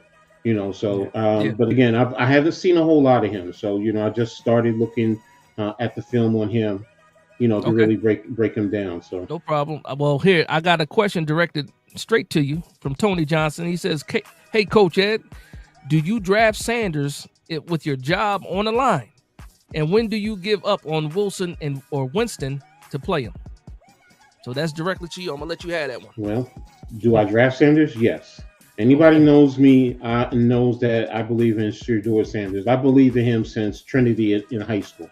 I've watched him, you know, when Dion was his OC, but I watched how that head coach used to really get on him, and I watched how he led that team, and then going to Jackson State and what he did there, and then going to Colorado. You know, leadership. You were just talking about leadership with Holland. Yeah. He's a leader. And that's the thing. Players get behind him because they trust him and they believe him, not because of his name, but because of what he's willing to do and how he's willing to sacrifice. You know, his ability to read the defense pre and post snap, and how he leads his receivers. Don't even take my word for it. Just seriously, go watch film on him. Watch how he leads receivers. You know, short stuff. Now I know, you know, a lot of people say, well, a lot of his passes with Colorado were, you know, screens to the outside, quick screens. Well, you know, that's college football. That's really college football. You know, I mean, a lot of that. Very few, but the offense still was more pro based than a lot of other college offenses college offenses throughout college football. Now, when do I play him? I mean, really, it depends on how the season is going. First and foremost, if the guys buy in and they're playing and they're balling out and they're fighting and they're competing, I mean, so that's the biggest thing. We're not getting destroyed and losing by 30 points a game. I mean, you know, if you losing a lot of one-score games, all right, it's a little frustrating, but you see certain things. You're going to evaluate the players that you have there, and then I'm going to look at the last 2 to 3 games to go ahead and put him in there. Because then I'm prepping him for next year. Also, it is going to be conversations that I'm having with, you know, Mara. You know, Mara's going to give you an indication, you know, pretty much that you're out of here. So if not, if you know you're out of here, then, you know, all right. But go ahead, you got it, bro. Yeah, one thing I like about the scenario too, with Shedeur Sanders again, is a perfect spot for me, because when you look at the quarterback room as is right now, you don't have to force him to play. If Russell Wilson goes down, you have a QB2 already with Jameis Winston. Exactly. He really does not have to see the field this year. Now, some people, if you're picking somebody at 3, they better be a starter right away. It's different when you're talking about quarterbacks. I'm pretty sure if Tennessee had a more solid quarterback room, you'd probably be hearing the same type of thing. Well, you know, we have somebody here first, and then we're going to hopefully let Cam Ward sit and learn a little bit, but it's not the same situation over there. You got Will Levis, you got Cam Ward, and there's not a universe that Cam Ward does not beat out Will Levis. So Cam Ward is forced to start in that division. Is it the toughest division? Maybe not, but he got some monsters in that division, especially with the Texans. So he's going to see some things in that division. You do have the Jacksonville Jaguars as well, who should be better than what they were last year. But man, he's gonna have a tough time in Tennessee. But I just think for us, with the quarterbacks that we have, because some people say, oh, why even rush to get a quarterback now? You have Russ, you have Jameis. We can wait. I call them can kickers. The one that they want to keep kicking that can down the road, can kickers. This is a perfect scenario because this is 1.2 with that. You get your quarterback in the room, even if he doesn't play next year. You only have Russell Wilson for 1 year. Don't you feel better with a quarterback that's been in the system? Exactly. And starting from scratch again next year with whatever imaginary quarterback is going to be that you think you're going to be able to get in the first round, whether it's Nussmeier or Drew Allar or Klubnik from South Carolina or whoever else wants to come out. I would rather have a guy that's been in the system than to start from scratch again. But that's just me. Maybe you too. No, I'm with you. See, here's the thing. Yeah. With the two, with Wilson and Winston in front of a rookie quarterback, it allows you. What happens in college? They usually redshirt a quarterback that first year. Yep. This is the perfect time to do that. Let him sit back and learn. And see, the thing about it, and I know I'm old school, but that's what used to happen in years past. And you would let your quarterback sit a year or two and let them learn and develop. And by the time they get in there, their play is so much more polished because, like you said, they've been in the system. They understand what it's like to be a professional. Because that's another thing. As a rookie, you're just overwhelmed going to the pros and seeing how much faster it is and all the things that you got to do. Yes, you're only focused on football, but all the responsibilities, the media, your playbook is sometimes a lot thicker than what you're getting. So yes, give me a year to sit back and read the playbook and understand and ask my questions and see how the veterans in front of me, how they handle certain situations. It's just going to make him that much more polished as a quarterback. Yes, I think he's already there because of his dad and the people that are in his life. Yeah. And it's just, that 1 year just lets him to sit back. He just really doesn't have the speed. And that's the biggest thing. And that's the biggest jump too, is the speed of the game. That's what a lot of people say. The easiest transition from college to the NFL might be running back. Like when you really think about it. Running back might be the easiest, and it's not even easy for them either. I'm just saying, as far as the transition from the college game to the pro game, running backs might be the easiest for them. I got another. Well, it's not a direct question to you, but a guy giving us a shout out. He says, "Good to see my Jersey brothers. Salute. I hope I would love to add Hunter to our team. I hope Russ can earn an extension. If Russ earns an extension, that means the New York Giants probably made the playoffs. If he gets an extension." So I would love that. I would love that. My man Sean Jackson has a point. He says it feels like our Giants went BPA in 2018, Saquon Barkley. In 2022, it was Kayvon and Evan Neal. They were the top draft prospects. In 2024, it's neighbors. But the Giants need to finally see team success if they go BPA again this draft. I mean, yes, that BPA. I used to think of BPA as a luxury for teams that have the luxury to do it. For me, it's always been need meets value. That's just my opinion. Because again, when you look at some of these teams that are good, they have the luxury to pick whoever they want, whoever the strongest player could be. For us, when you're the Giants and you pretty much suck a little bit, it's more need meets value. Like right now, if we're picking it on the board, Tyler Warren is the best player available. We're not taking Tyler Warren. What I mean? That's not happening. But when you look at cornerbacks, with Poston and Debo, Travis Hunter is just one of those guys that he might be generational. I don't think that Carter is generational, but I do think Hunter might be generational. So for me, listen. I don't know what you're doing on draft night, Coach. I don't know what I'm going to be doing on. Some people ask me if I'm going live. I don't think I can do it. It's going to be too much raw emotion happening, and I don't want to do that because I might not know how to act depending on what happens. Yeah, I feel you. I feel you. Nah, You that's a know, fact, man. more That's than a fact. likely, I'm probably going to be streaming with Pat and YG if they do it. I So, might go hang out with y'all, man. I so might have to hang out. That way, yeah. I'm not responsible for my own stream. If I get too mad, I can just log off, go outside and punch True. a little bit. I feel you. I Nah, feel you. that's So, a fact. My man Truthbird says it would be one thing if Shador was a Lamar Jackson and had the skill set that Russ didn't have. Shador's strengths are the same strengths that Russ has, but Russ has more of them: accuracy, anticipation, etc. Russell Wilson's also 36 years old. yes, he's 36 36. years old, and he's Shador only is Shador plays like a NFL veteran. He's just young. already. That's it. And why wouldn't Russ be better already? The Mhm. accuracy and the anticipation. You can say the same thing about Russell Wilson versus Cam Ward.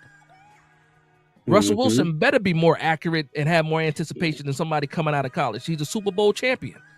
So I would Mhm. assume, yes, we again, and I think it's because I don't know if it's fantasy football. We expect these players to come out of college and be finished products. Finished. If they're not I can't say Hall of Fame, but that's a stretch. You know, if they're not a franchise quarterback, you can't draft them. You know what I mean? If they're not elite, in which we throw that word elite around like crazy, Mhm. you can't draft them. No, Mhm. Eli Manning wasn't elite, and we drafted him, and we paid a pretty penny for Eli Manning. When you Mhm. had Ben Roethlisberger out there for free, you had you drafted Phillip Rivers and you gave him up. Don't go back to You know that what I mean? draft because I'm going to be honest with you. I wanted Ben Roethlisberger over Eli. Let me I tell you this. did. Let me tell you this. Yeah. You know, my wife's a Steelers fan, right? Mhm. I Mhm. remember where I was at for that draft. I was at Lucille's. I was in Las Vegas. My first year in Las Vegas, and I moved to Las Vegas. First draft. I was heavy Ben Roethlisberger. Mhm. Heavy Ben Roethlisberger. Mhm. The Eli Mhm. Manning rumors came. I said, you know what? Go ahead, give me Eli. I like Peyton. Give me Eli. Didn't know. Mhm. I wasn't even watching college football like that back then. Mhm. Just like, okay, all right. But yeah, I was heavy Ben Roethlisberger too. Yep. He ended up going to the Steelers. My wife has the bragging rights in the house because I think as long as we've been married, I don't think we beat the Steelers. In all honesty. But What's the last? Eli has 2 Super Bowl MVPs. There you go. Roethlisberger only has 1. Listen, you gonna try to get me kicked out the house? nah, I'm Don't messing get with me. you. Listen, See, I'm let me single, check so my I phone. can talk. And my dad's a Steelers fan, so I can talk trash to my dad like that. So I'm gonna move the subject. Now, don't try to get yeah, me in go the ahead, doghouse tonight, bro. I'm not trying to do that. shout out to the 148 still in the building. Make sure you hit that like and subscribe button. We're gonna go for a little bit longer. Coach, let me know if you good or if you need to go. Oh no, I'm here. I mean, I was only writing stories before, so that's why I was just like, well, Okay. let me jump All right. on for you. For the website. Yeah, For the yeah. website. I actually I have. was checking it out too. I saw an article last week. I can't remember what it was. You put out articles. I forget who else is writing articles. But Yeah, I think it's Pat. since we're there, might as well go ahead and plug the website. Go ahead and plug the team while we're here. Go ahead and do that. Oh well, I mean, I'm working with actually 2. I'm with the Aboriginal Sports Network. I also do some stuff with the Hardcore Sports Network. So, Okay. you know, and the website is the Aboriginal Sports Network .com, where I've written some articles. You know, my YouTube is Coach Jay Gladney's Amazing World of Sports. Actually, let me do something. I just realized something. I have my old show on there. There you go. Oh, but you got to switch. You got to switch the background. There you go. Yeah. So, you know, and it's Ed with 2 D's, EDD. So that's Coach Ed. So, but yeah, I've been doing this about as long as you, Dash. About, what, 4 years? Yeah. Well, for me, I was 2022 when I started the channel. Yeah, I started with Jeff. Okay. So yeah, I think I was right before you then. Oh, Jeffy G. Jeffy T. Jeffy T. Sorry, Jeffy T. Rest in peace. Yeah, Jeffy. rest in peace. So, but yeah, you know, I mean, yeah, just been doing that. I mean, I cover everything. So I might be doing the WNBA draft on Monday. So I'm still trying to decide if I want to do that because anybody who knows me, I love the W. So I was thinking Hard about work. even covering some of the UFL. I just love covering sports, man. So Yeah, no, that's a fact. Shout out to my man JV Bronx. Shout out to New York in the building. He says, "Yo, big dog, Sanders will study every player he is going up against on a daily basis. He seems like the kid to take over the field, not be shy, embracing the Sanders name. Listen, when your mentor is Tom Brady, and we already know what type of animal Tom Brady is. And again, he got Tom Brady on speed dial. He is a film junkie. It's been documented. He is very, very smart. He knows tendencies and everything. Like, again, man, some people hate how much I talk about Shedeur Sanders. And the only reason why I talk so much about Shedeur Sanders is because there's so much hate out there for Shedeur Sanders. So I feel like the narrative that is being pushed out there, that I need to kind of, counter that narrative, especially when people say some things that are not true. You know what I mean? If it was Cam Ward getting all of this stuff, I would be defending Cam Ward. That's just how I feel. If Shedeur Sanders was the darling of the media, I wouldn't have to say as much, because you know what, it is what it is. But it's just a pulverizing character, or I should say the pulverizing aura of Shedeur Sanders, that you either love him or hate him. That's I don't think anybody's like lukewarm. I think it's you either love him or you don't. Maybe I'm wrong, but we'll see what happens. Again, I just hope that if we do get him, all these people that hate him for whatever reason, give him a fair chance. Give him a fair chance. No, I agree with you. Give him a fair chance. To your point in terms of Phil, and it was the video of Luke Kuechly, who was talking about how he sits down and watch film. Yep. And watch film and watch film and watch film. And see, that's the thing. Like, when you watch film, sometimes, like with me, sometimes I'll watch the same film, the same play 12 to 15 times. And each time I'm going through each player, I'm rewinding, I'm watching exactly what they're doing. I watch it at regular speed with all of them. Then, later on, I'll slow it down and I'll look at every little thing. How does this player step? What does he do? Where does his hands go? How do they look their head? The receivers, how do they stand? Do they change their foot stance? If they're trying to block versus run a pattern, because those are simple little gives. An offensive lineman, does he lean a little bit more heavy forward? Sorry for saying heavy. Does he lean a little bit more forward? Because that's going to be an indication that it's a run, So, I mean, it's just little things like that I look at when I look at a player. And, on the defensive side, when a cornerback, when he's lined up inside, what does he do? How does he look at if he's looking at the receiver consistently, he's staying with him in man, as opposed to he's looking at the quarterback, looking at the receiver, looking at the cornerback. That's an indication that it might be zone. It's just little things that you pick up if you sit there, and that's the type of person that Shedeur Sanders is, because that's how he was trained. So yeah.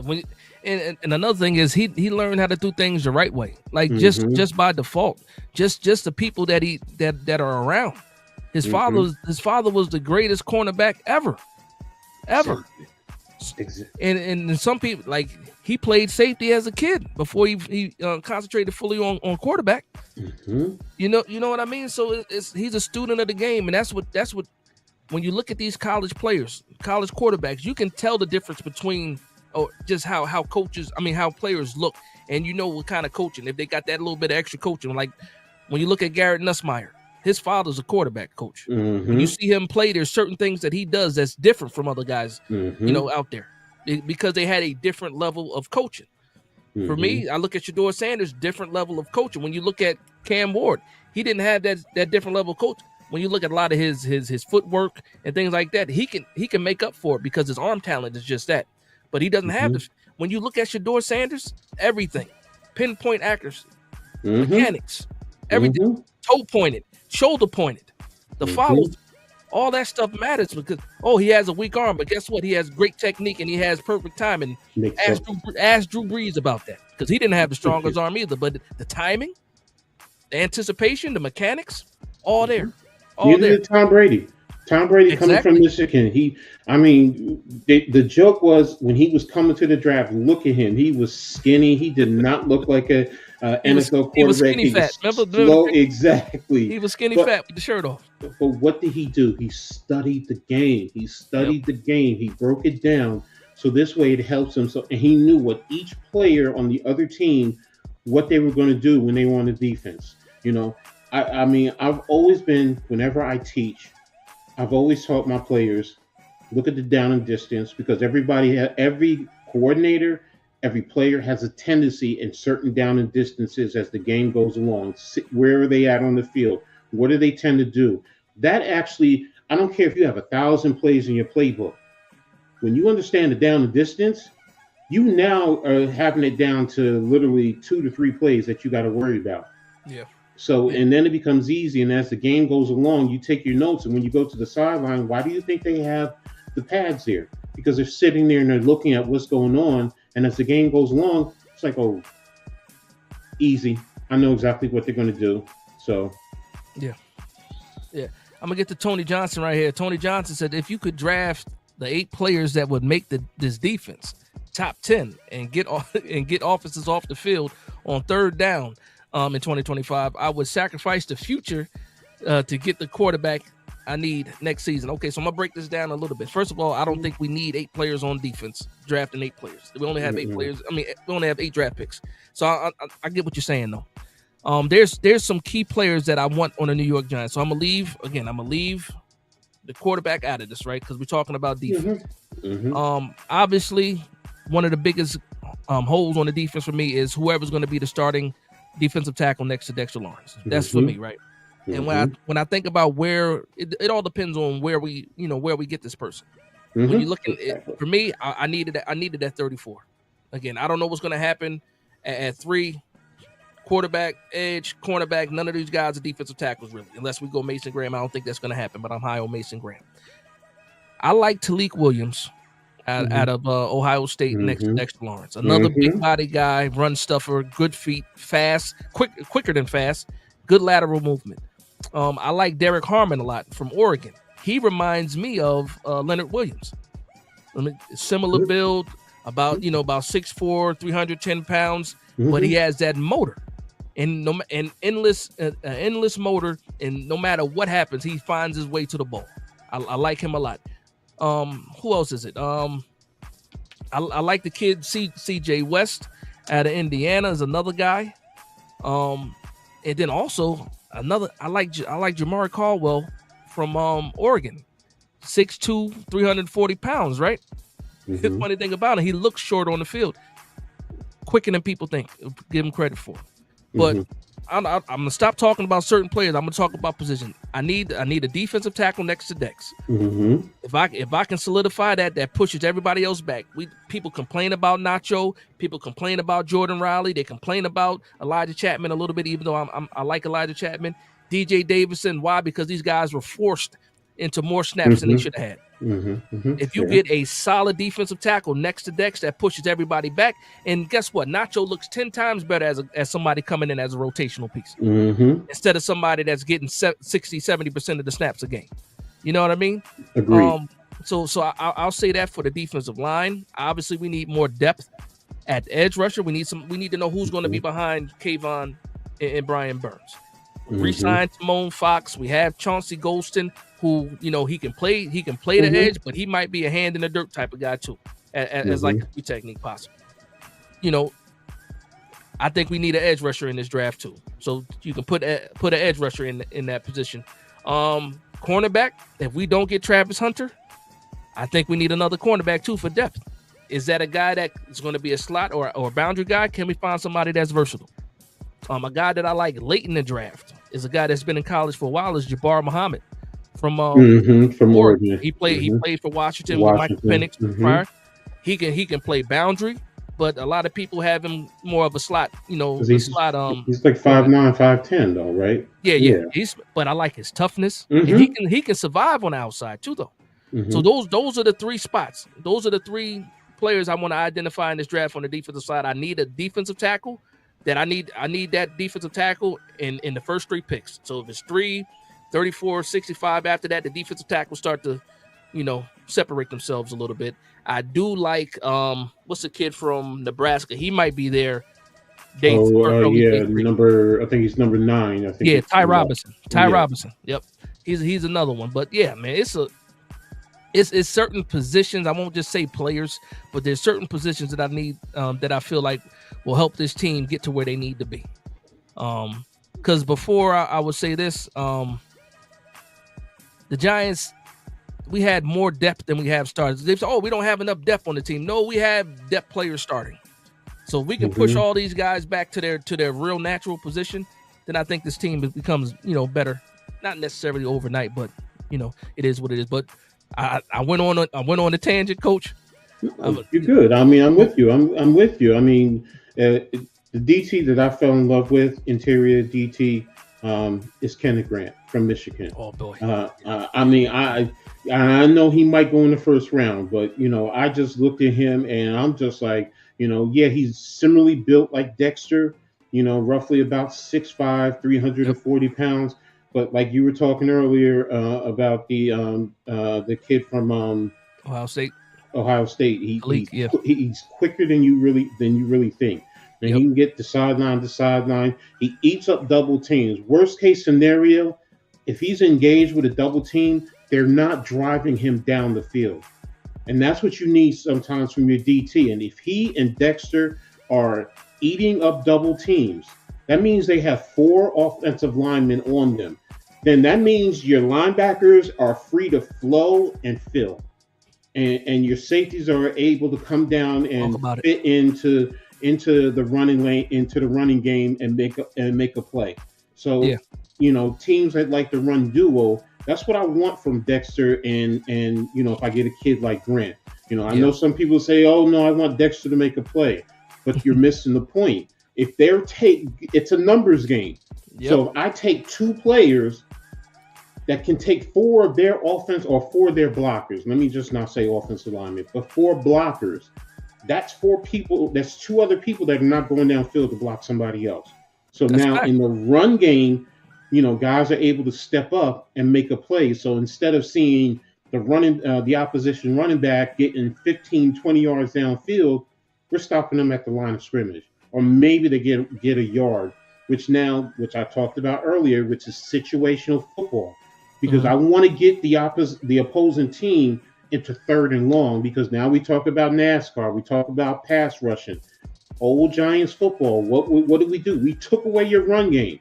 So that way we could get after you with the pass rush. That's what you need when it comes to football. And that's what we need to do with the run game, because guys were getting washed. You have young guys like you were talking about, DJ Davis and Jordan Riley. They're young, and they were drafted late, and they don't understand sometimes, and they're getting washed.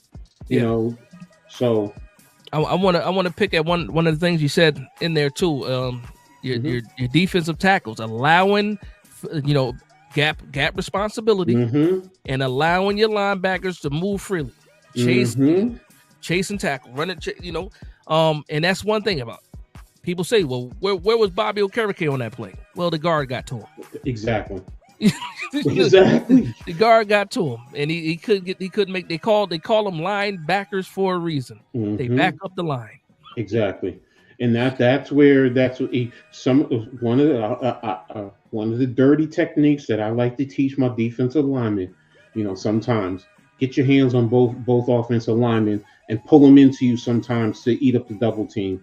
If it's a running situation. Don't let that guy get off of you to go to your linebacker. Yeah, I know it's defensive holding. If the referees catch it, it's a flag. But if you do it right, guess what? That's why I said you pull them into you, because they're taught get hit the hip to come to you. So if you're grabbing them and holding on to them and pulling them in, don't let him let you, and your linebackers will love you. Next thing you know, after the game, they're taking you out for a steak dinner. Yo, bro, thank you, man. I got a lot of tackles because of you today. Well, and people when they see when Dexter gets off the field, we see it all the time.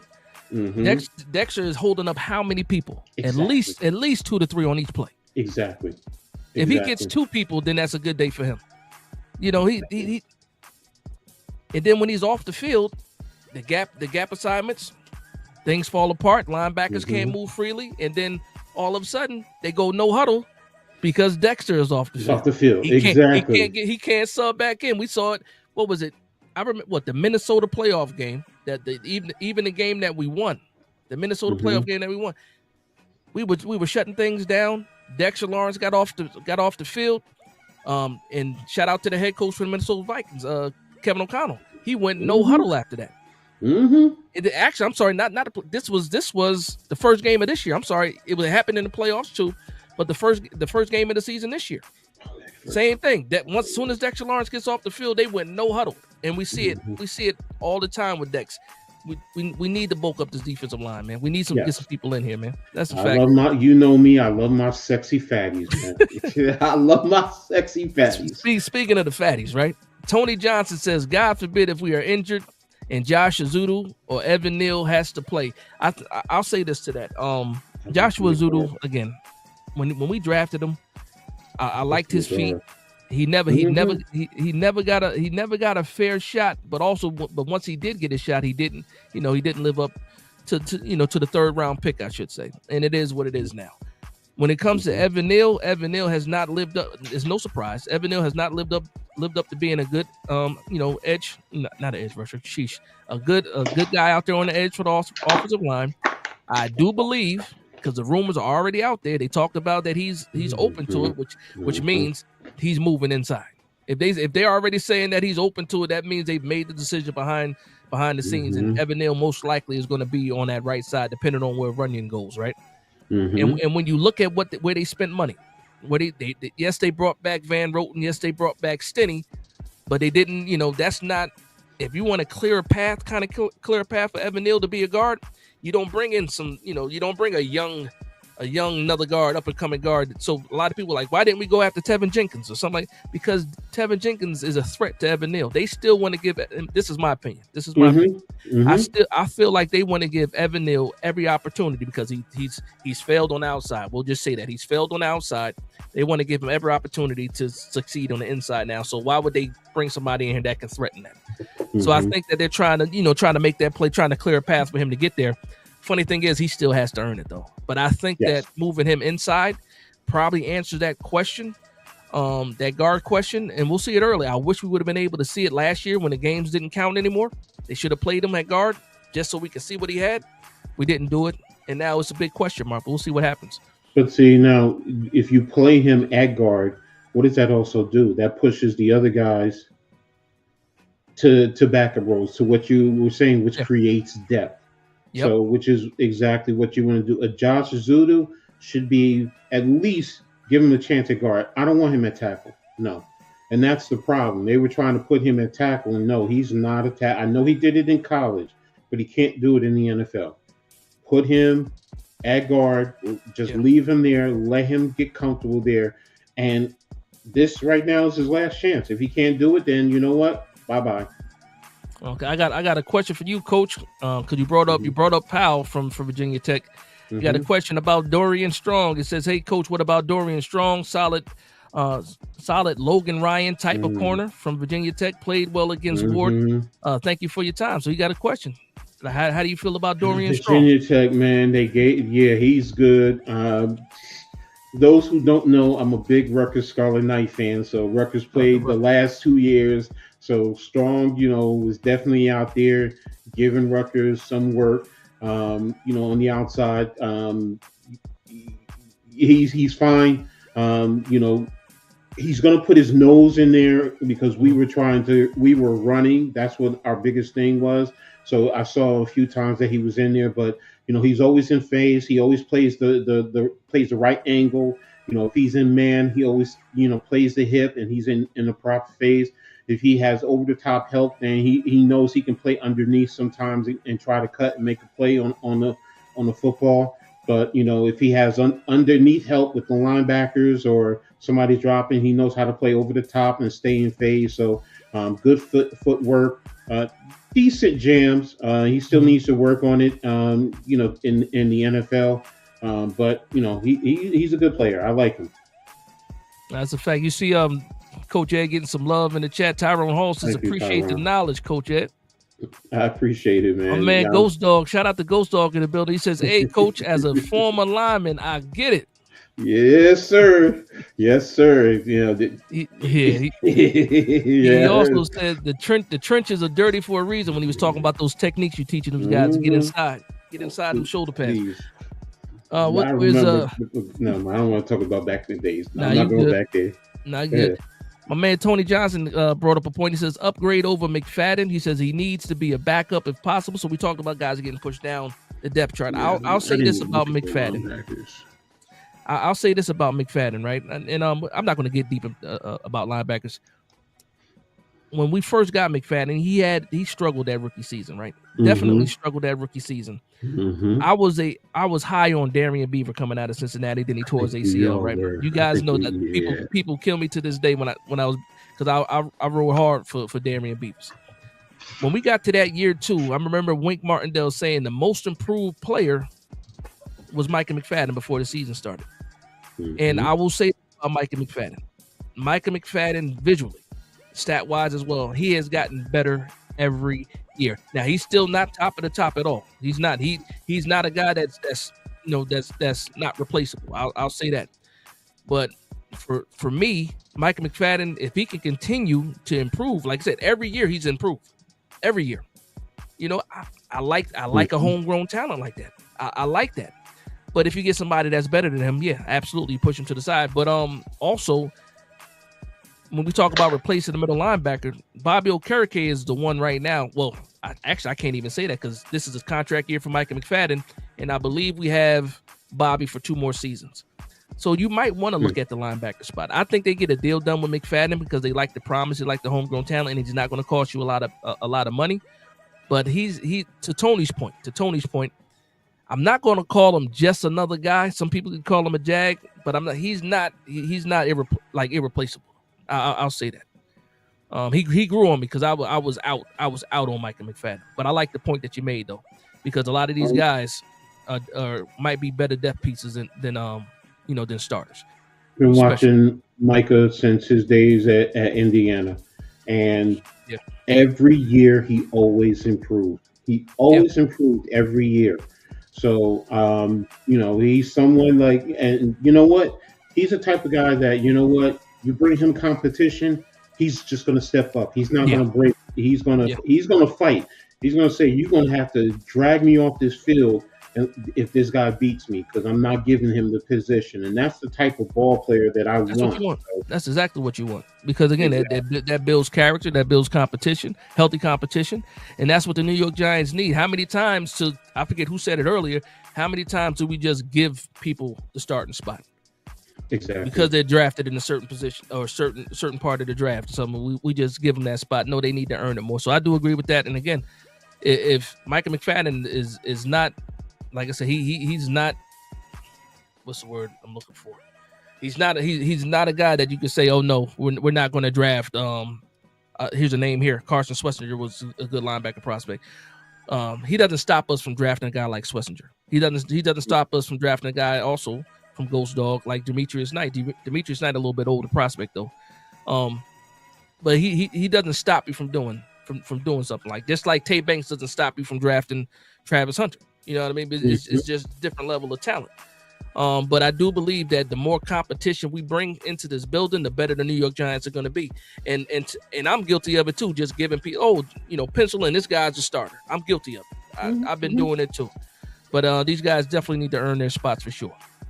Well, and that's a great point. I mean, we've gotten so used to in this day and age, as some of us old heads like to say, the entitlement era. That everyone seems to feel that they're entitled to this or that. Yep. You're not earning it. Go out there and earn it, man. You know what? If I'm going to fight for this position, I'm going to show you that I'm a ball player, and I'm going to make it hard for the coaches to make a decision. Because as a coach, that's what I like. I don't want it to be easy and say, okay, well, I'm going to play him because he far exceeds. No, I want competition that's going to push each other. And then as a player, you know what? If you beat me, all right, I'm going to support you. But trust and believe, I'm going to keep working hard because I want to go out there and I want to take that position from you. and I want to work hard to improve my game. So the coach will say, "Let me go ahead and get out. Let me put this play. Let me put Ed in the game because he's worked hard and he's now surpassed the player in front of him." So, and that Yeah, also just makes that player, if he's thinking the same way, it's going to make him work harder because he wants to get back out on the field. So, which in absolutely. the end, what does that do? That benefits the team. Yeah. I'm gonna give a shout out to my man Born for Sports in the building. I seen you going crazy in the chat tonight. I want to give you some light as well because you've been going crazy, giving us some good gems in the chat. If you are not subscribed to Born for Sports, another great Giants content creator, but he also talks New York sports as well, all around baseball, basketball as well. Go ahead and follow and subscribe to my man Born for Sports. But just want to show you some love too. I haven't got a chance to get to you. Shout out to my man Rob Zero B in the building, another Giants content creator, Mm-hmm. also part of the Aboriginal Sports Network, Mm-hmm. doing his thing over there with the Big Blue crew. Shout out to him in the building as well. If you're not subscribed to my man R0B, make sure you go ahead and do that. And Coach, man, we about to wrap this thing up a little bit. I've been going for 2 hours. I appreciate you being here. I do want to get to this one though. Shout out to Queens. Queens is in the building. That guy from Queens, he let us know where he's from. Queens, New York. I don't know if there's another Queens anywhere else, but he let us know it's Queens, New York. He says draft needs: Sanders, interior linebacker, interior offensive line, defensive tackle, and an offensive weapon, wide receiver or running back.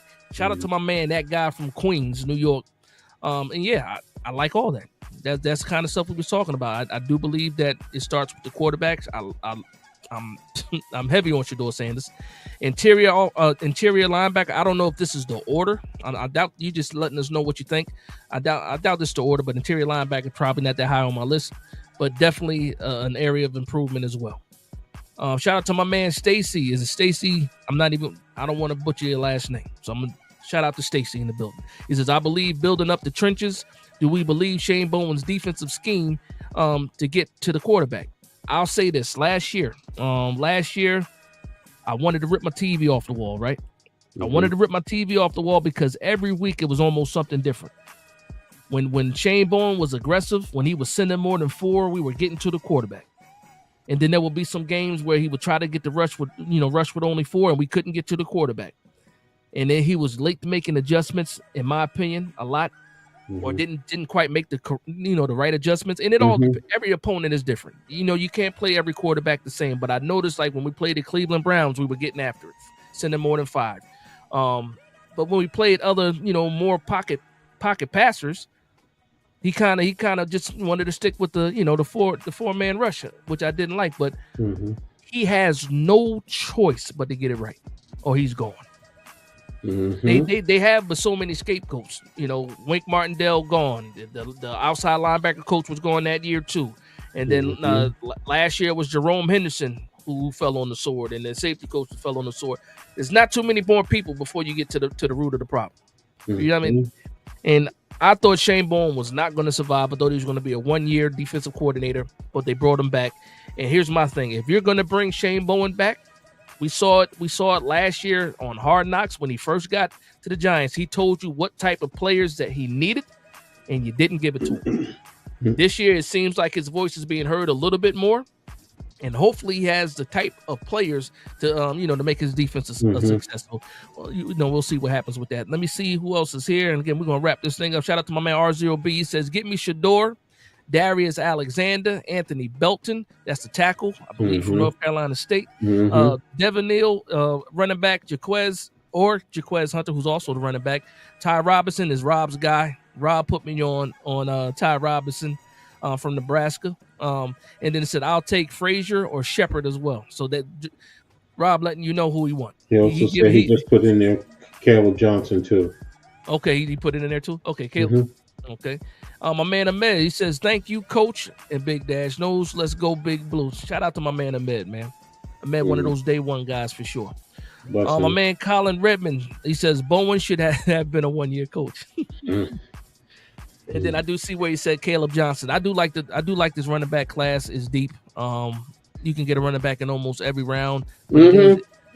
So, but Caleb Johnson is one of those bigger body, running backs. I'm a fan of it. We hired his running backs coach from Iowa. So Mm-hmm. there's a little bit of connection there. I don't think he's on the board when we're picking though. That's the one thing You, about you Caleb know, you Johnson. know when it goes running back, who I'm in love with. So I'm Oh, not even gonna. who's your guy? Just for sure. Who's your guy? Do you really have to ask? Is it him? Kyle. Oh, Kyle. Rutgers. Okay, yeah. Yes. As I Listen, said, you don't have to hey, ask. we've been going for 2 hours. It flew right over No, my head. no. Look, Kyle Kyle Monunga. That's your Lunga. guy. See, and the thing with That's your Kyle, guy. everybody says, "Oh, well, he's short and he's not fast." I don't need him to be that. He will make a guy miss right in Yep. the hole, Yep. And and also, he'll he's put his shoulder into you and he'll drive the pile. But the biggest thing that I love about him talk about it. is his willingness to put a mofo on his back in pass Pass pro. blocking. Yes, yes, I knew you was going yes. there. I knew you was Come going on. there. When you Yeah. see a running back willing to Yeah. do that, It's and, almost like look, he I'm a knows. homer. I'm a homer. I'm a homer. I'm a Jersey boy. I get it. I love Rutgers, or any NJAC school, if Nah, they're that's a getting fact. anybody into the pros. I get it. But, man, let me tell you, Shout out to that right Jersey. there, I'm telling you, you don't believe me, just go watch the film. You're going to Yeah. see so many times he's done that. And the great thing that with him, with his size, he hides right behind his line, Yeah. and then he sets up the block and he cuts right off of it. And next thing you know, defenders are looking for him, and he's already at the second or third level. So, Nah, you see my man Ghost Dog said, shout out to the Scarlet Knights. That's a fact. My man Tony Johnson said he enjoyed the stream. I appreciate that, brother. He said, living in Richmond, Virginia, aka Commander and Cowboy Country. I need this. Peace. mm-hmm, Shout out to you. And we about to wrap mm-hmm. this thing up, man. Thank you, Tony Johnson, for the segue. We about to get up out of here. So, Coach, any last words you want to share, with the chat? I'm just ready for this draft to be over with. I'm sorry. I just Man. am. Just let's get the players in. Let's move on to OTAs and mini camp and all that stuff, and let's see what's going to let's see what they're going to do. I've been so critical of Dable, but I'm trying to give him a chance right now to see if he can save his job, because right now I'm tired of this New York Football Giants fan base being fighting. Yes. I grew up as a Giants fan where we were always supportive of each other no matter what, as fans. Maybe not the team, but of each other. So, I just want this draft to be over with, see who we have, and let's see if we can coach them up. Hopefully we can, and get to be a respectable program and building towards competing for the playoff and eventually championship rings. Yeah. That's what it's all about at the end of the day. And I'm gonna say this too, Coach, before you go. For everybody out there, listen, one of the best things in the world you can be is a coach, because you impact people not in just their sports lives, but in their personal lives as well. Some of the best people in my life were the coaches that I had growing up, and they always have a long impact. Even to this day, my Pop Warner coach, shout out to Greg Sola from Union. Greg Sola, he's on he's one of my Facebook friends and everything. 5th grade, my first coach ever. You had those long relationships with these coaches, and again, the way, just like teachers, regular school teachers, when you have the right teacher, when you have the right coach, they can impact your life in a great way. So I appreciate everything you do, Coach. Over 30 years of coaching experience. 40. Listen, I wasn't trying to do that, Coach. Nah, there you go. I'm proud of. Look, I started at 14, so it don't matter. There you go. Over 40 years of coaching experience, and you guys see it, man. Shout out to you, Coach. I appreciate you for hanging out with me. I appreciate you, for joining the stream again. As always, since the first time I met you, man, going over film with Big Pat. I can listen to you speak forever, brother. When you're talking X and O's, you put it in a way that is easy to understand, even for the beginner. And I appreciate you for hanging out with me, man. But have a great night. Hope everything is good with you, brother. But I appreciate you. Make sure you guys subscribe to Coach Ed, man. You have a good night. Okay, so we're about to wrap this thing up. Hopefully everybody enjoyed the show. I hope everybody, a happy rest of your Saturday. For some people, it's almost Sunday. But again, we had a good stream, over 2 hours. You guys kept the chat going. You kept the stream going. I appreciate everybody for jumping in and vibing with me for sure. But With that being said, I want to thank everybody for vibing with me. Please like, comment, and subscribe. And from one Giants fan to another, this is Big Dash Knows Big Blue Nation. Let's go.